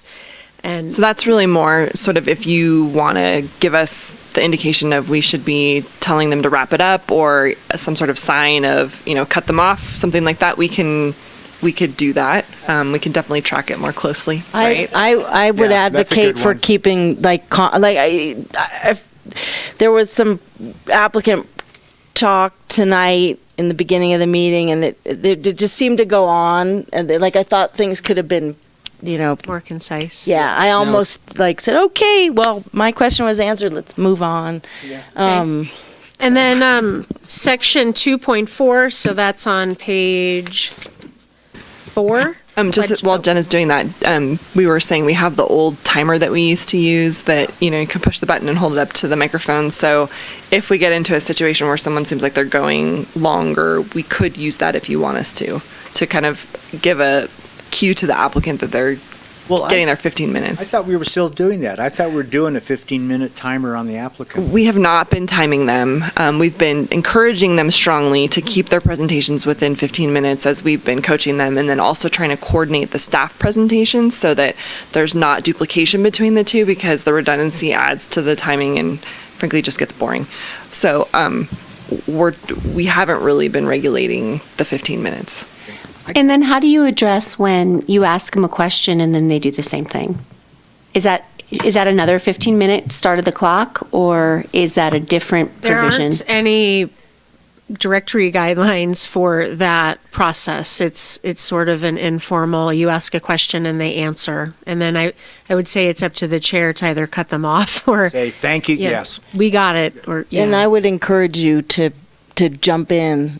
Even if you weren't the one, the one asking the question, but like, okay. Got it. Thank Yeah. you. Thank you. You Yes. answered my question. Yes. Thank you very much. But Jan, I saw your body language. You were getting in there. Yeah, he wasn't reading it. No, He was ignoring me. body language reading. Well, so if one of us is going to ask a question and then that question's answered and the applicant is rambling on, I mean, we should, as individual commissioners, say like, okay, thank you for answering my question. Right? I should have done that. Sorry, I missed that boat today. And we've had plenty of commissioners do that, and it's very effective. Super. Yeah. Yeah. I'll And do then- a better job. Should I keep going? Yes. Section 2.4, Pledge of Allegiance, it would be something like, commission staff and members of the public are invited to share in the nation's pledge in unison. Something like that? Mm-hmm. Okay. That or may. And then... So let me ask you a question about that. Are you... I mean, if we're going to do it, I think that we should all stand up and do the Pledge of Allegiance. We being the five-person panel. Susie's on the fence. Yeah, I can see. Well, it sounds like Nikki is too. I am. So, I will stand up and say it. I do not say the words under God. Okay. I do the same. I will stand up, but I don't say one nation under God because I don't believe we are one nation under God. Okay. So we're gonna just go. I mean, I think we're. Dave, you'll have to speak up really loud when we get. I am always worried that I'm fumbling the words. That is very common. So whether it's members of the audience or part of the council or commission, it's pretty common for people to, maybe they'll get up and not say anything. Maybe they'll skip portions. That's totally within your right, however you feel is appropriate for you. I completely understand your opinion and support it 100%. My goal would be that we are perceived as a unified group up here in the front. So when we get up there and face the flag, and if anybody wants to make any modifications and keep it as quiet as possible or silent or whatever, I support that. But the perception from the public, I think, that needs to be that we're unified in at least just our procedures. I mean, I didn't hear anyone say they weren't going to stand. Am I correct? Or are we not standing? I was going to sit, but now I think given Susie what was going to Dave take a knee. said, I'm going to stand. I'm not taking a knee, but I would like to reserve the right for anyone up here or down there to take a knee. So that's Dave's question, I think, for you guys. I don't know what to tell you. I'll stand. I'll stand with you, Dave. Thank you. I'm going to stand. I mean, have you noticed anything awkward in the meetings Not thus at all. far? Nope. Okay, well, Nope, there we nope, go. Nope. We're I mean, all this is the first good. time that we've had a chance to sit down and talk as a group. And I believe we were going to talk about some other things, just about how late we're willing to have these meetings go, how many things we're willing to have in front of us. And I believe that former guidelines have been we want to be out of here by 11 at the latest, and probably only want to see two applications at the most, and then maybe some, procedural stuff like this. It's totally up to you if you want to establish guidelines outside of what's been adopted, or even include those in a formal resolution. And we have been working under sort of a general understanding of leaving before 11, and whatever we guesstimate that number of applications are that would fit within that time frame. So sometimes it is more than that, but with sort of our best guess of how many we can get through. 3 seems to be sort of the max lately of what's reasonable, but we do have some small applications that will come before you sometimes where it's a one-page staff memo, and if we had 2 or 3 of those, you probably wouldn't notice, in your timing. And I think we'll go faster. I mean, we're all relatively new. Nikki's an old pro, but the rest of us are. I feel like staff does a really good job, sort of, ferreting out the agenda and understanding how long everything's going to take. I mean, and if it does go past 11, we've continued it. Yeah. And this says 10 on item. I like 10. We'll wrap After it up. 10, I start to fade. I mean, I'm not young like I used to be, and I have 2 kids now. I think I was pregnant with one, and then, had a toddler. So I just want to note that we have 2 minutes left. Okay, let's wrap this up. 10 is fine with us. 10 is fine. Yeah. No complaints on Okay, this so end. then that's the informal goal, is that we're going to be trying to be out of here by 10. And we'll let staff guide the process and let us know what they think we can fit in. And yeah, okay. In the past, we, both as a member of public and on the planning commission, we allowed people representing groups to have like 5 minutes. That's still in there. Okay, Yeah. I think I read that, and has that been adhered to? And like, if someone from a group, is there a number? I'm aware of it, and I'm all for it. Okay. You have to represent a certain number of people, or you can make up your group? I think someone will just say, I'm here to speak on behalf of fill in the blank, okay. and I'd like to request the 5 minutes allocated toward a group, and that's always been accommodated. Okay.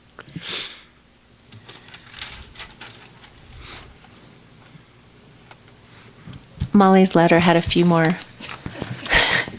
things in it about, encouraging, reaching out, planning commissioners to reaching out to applicants or responding. Yeah, that's been, with individual members of the commission, some have been more receptive to having, outside conversations with applicants or even opponents or proponents of a project, and others haven't been receptive to that and have wanted to have all conversations, at the hearing so that everyone is aware of what's being said. And that's really your individual discretion. We generally, I will say, discourage having what we call ex parte conversations because someone doesn't know exactly what was said, and then you're left with having to disclose that and trying to accurately state everything that was stated. And we think that it's just generally better to have your conversations in the public forum, but certainly can't prevent you from doing so, and recognize that there are reasons to have those conversations outside of a hearing. It can be legally problematic when it's an adjudicative matter, like an application where it's an individual asking for a project approval or something like that.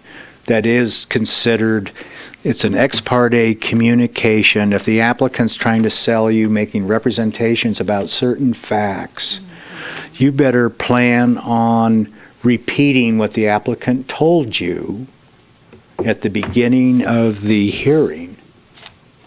You don't only just say, I met with the applicant. I met with the applicant, and this is what the applicant said to me, and this is what I said to the applicant, because otherwise the general public has been kept out of that. They don't have the opportunity to address what the applicant said in that private meeting with you. So that's actually a really bad practice. It's to be distinguished from a legislative matter like the general plan updates, zoning that have broad application. Then I think it's all the better, and it's generally said it's all the better if you're talking with the public, because you're talking about policy, and you want to learn as much as you can from the community members. I like how Jan's looking at me. Yes, I have met with many applicants and opponents as well, and I will continue to do my best to disclose. I try and write everything in here, and I feel I feel that the system can be really cold, and I will do my best to not be cold. It's something to be really sensitive to, and that's... Certainly, we understand the concerns that she's raised. It's not the first time we've heard that, a reference to the system being cold or not inclusive. What I will say is that we oftentimes see written communications, and what's described by the applicant to the decision maker oftentimes is a fairly big departure from what's actually happening. And it's sometimes helpful to know that so that we're able to kind of fill in some of the blanks or some of the misinformation that's being provided. So when we're not hearing those conversations that are happening outside of the public forum, it can be difficult for us to kind of work through some of that misinformation that is presented. So that's just another piece of the puzzle. And not to belabor my point, but applicants get to talk with the town. They get to talk with town staff. They're not being ignored by the town. They spend a lot of time with town. So we're up here in the role of adjudicating the various points of view about all the different people. And anyway, I feel strongly about it, and it's partly coming out of a litigation background and seeing how some people can game that kind of system.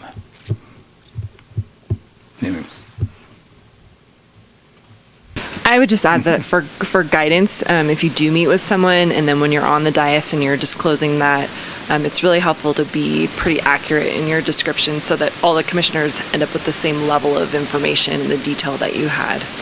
So, and Susie, you're great about coming in and talking about the meetings that you've had. So the more information you can share kind of gives everyone the same equal footing of information.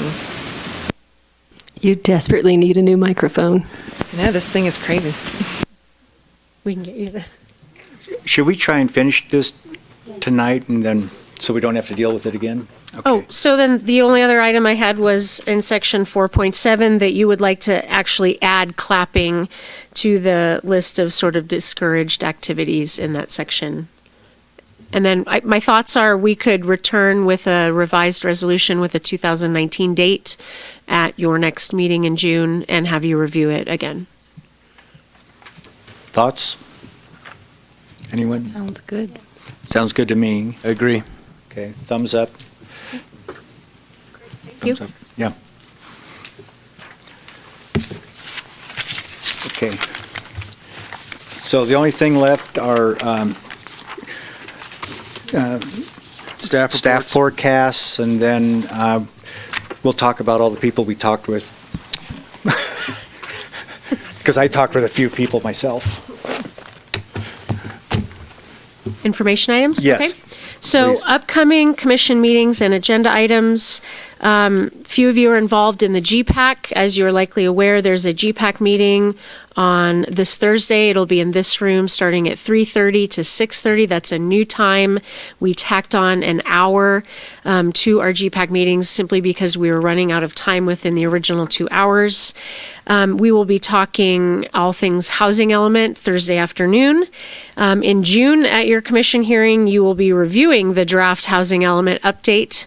That'll be pretty much the entirety of the meeting, with the exception of a minor review item for the Cottonwood Restaurant. They've got a kitchen expansion that was approved by a prior commission. The permit's expired, so they're coming back in for another review. That'll be all that's on that agenda because we expect that the housing element discussion will probably be a couple hours. Then in July, we've got Winter Greens. That's the town's sole cannabis delivery service. They will be coming in to request a very minor amendment to their project. When they submitted their application, they neglected to include that they'd like to be a medicinal delivery service, and what the commission approved was only a use permit for adult use cannabis. So we have to bring that back to the commission to make sure that you're comfortable with allowing medicinal use as well. It's kind of procedural and bureaucratic, but unfortunately that's the process we've got. And then we think we will have the Village at Gray's Crossing project before the commission. That's a development permit, kind of a implementation item out of the Gray's Crossing specific plan. So that'll probably be the only two items on for that night, unless there's something else minor. On the draft housing element update, how it would be helpful to have a red line version if that's possible. I'm assuming you took the old version and made changes to it. So what I would think we could potentially provide a red line version. What we have in the draft is within each policy or program, it'll say 2014 housing element program, or it will say new program. So it clearly explains the distinction between what we're currently doing and continue to do versus something that's new in this latest version. Okay. Because it would depend on formatting, that sort of thing. If there's a whole lot of redlining, it's not helpful. But if you can do strikeouts and I think we can. We've got one. I think we can see what we've. Yeah, I think we can do that. Okay. That's all I've got. Okay. Okay, so we're done with that, and now it's commissioner updates, stories, what you did since the last time we all saw each other. I went to West Sacramento, spent Saturday there with Susie, talking with as many people as we could about housing. Susie talked to most of the people. I mostly just sat there. And I'm sure I've talked to other people about stuff, but not individual projects. Sure. Do I go? Okay. Looking back through the handy dandy notebook here, April 23rd went to the town council meeting. April 24th, HPAC meeting. April 24th also went to Reimagine Bridge Street. TDRPD board meeting about the hockey ice rink, April 25th. April 27th, Mountain Housing Council annual update. I met with Anna Klovstad on April 28th. May 6th, we had our sexual harassment training. That was delightful. May 8th, I did a webinar on climate-ready communities. May 9th, I visited the Historical Society Museum for the first time, and that was tiny and crowded, but full of lovely pictures. May 9th, I met with Kylie Sanchez about a project that she is trying to do in Tahoe Donner. Also went to the May 9th Strong Towns meeting. I think you were there as well. Yeah. May 14th, Housing Element Update Workshop. I already said that. Sorry. May 10th, I went to the Railroad and History Soft Open at the train station. May 10th, I went to the Energy Building Code Seminar here at town. This is all very exciting. May 13th, I talked with Mark Forster about the Better Place Forest. That's what it's called, Better Place Forest. And then I actually met with Julie Gibbs, who is an opponent of the Better Place Forest as well. May 15th's Climate Subcommittee, and then May 17th was Julie Gibbs. And May 18th, Planning Commission training with Jan, and that's it. I'm done. Thank you. Are we supposed to go through every the meetings that we go to? I literally don't. To. I mean, it's an opportunity to disclose. No. I thought you were, maybe that was like a requirement. No, it's up to you to, if you have a report you'd like to make and what you'd like to include in it is up to you. And I think too, if you're involved in other things that would be of interest to the commissioners, that are even sort of outside of what the planning commission's role is, you could bring that up too. Okay. Well, Truckee Day is June 1st. So be there. Exactly.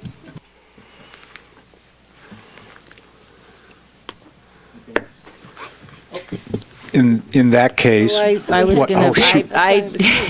In the effort of disclosure, I met with Mark Forster of Better Place Forest at Coffee Bar on May 7th. That's all. And I've done a ton of GPAC meetings and subcommittee meetings and a lot of meetings.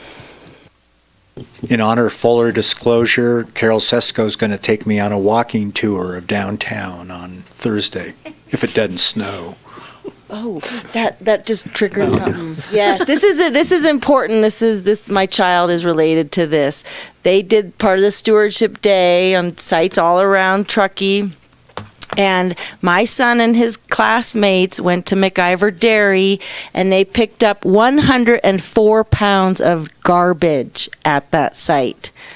So just wanted to give that class a kudos and tell the people out there who use that site, you should clean up your garbage. There's a garbage can, for goodness sakes. Take your darn broken sleds home, too. I have nothing to add. Okay, well, that's a great note to end on. So this meeting's adjourned.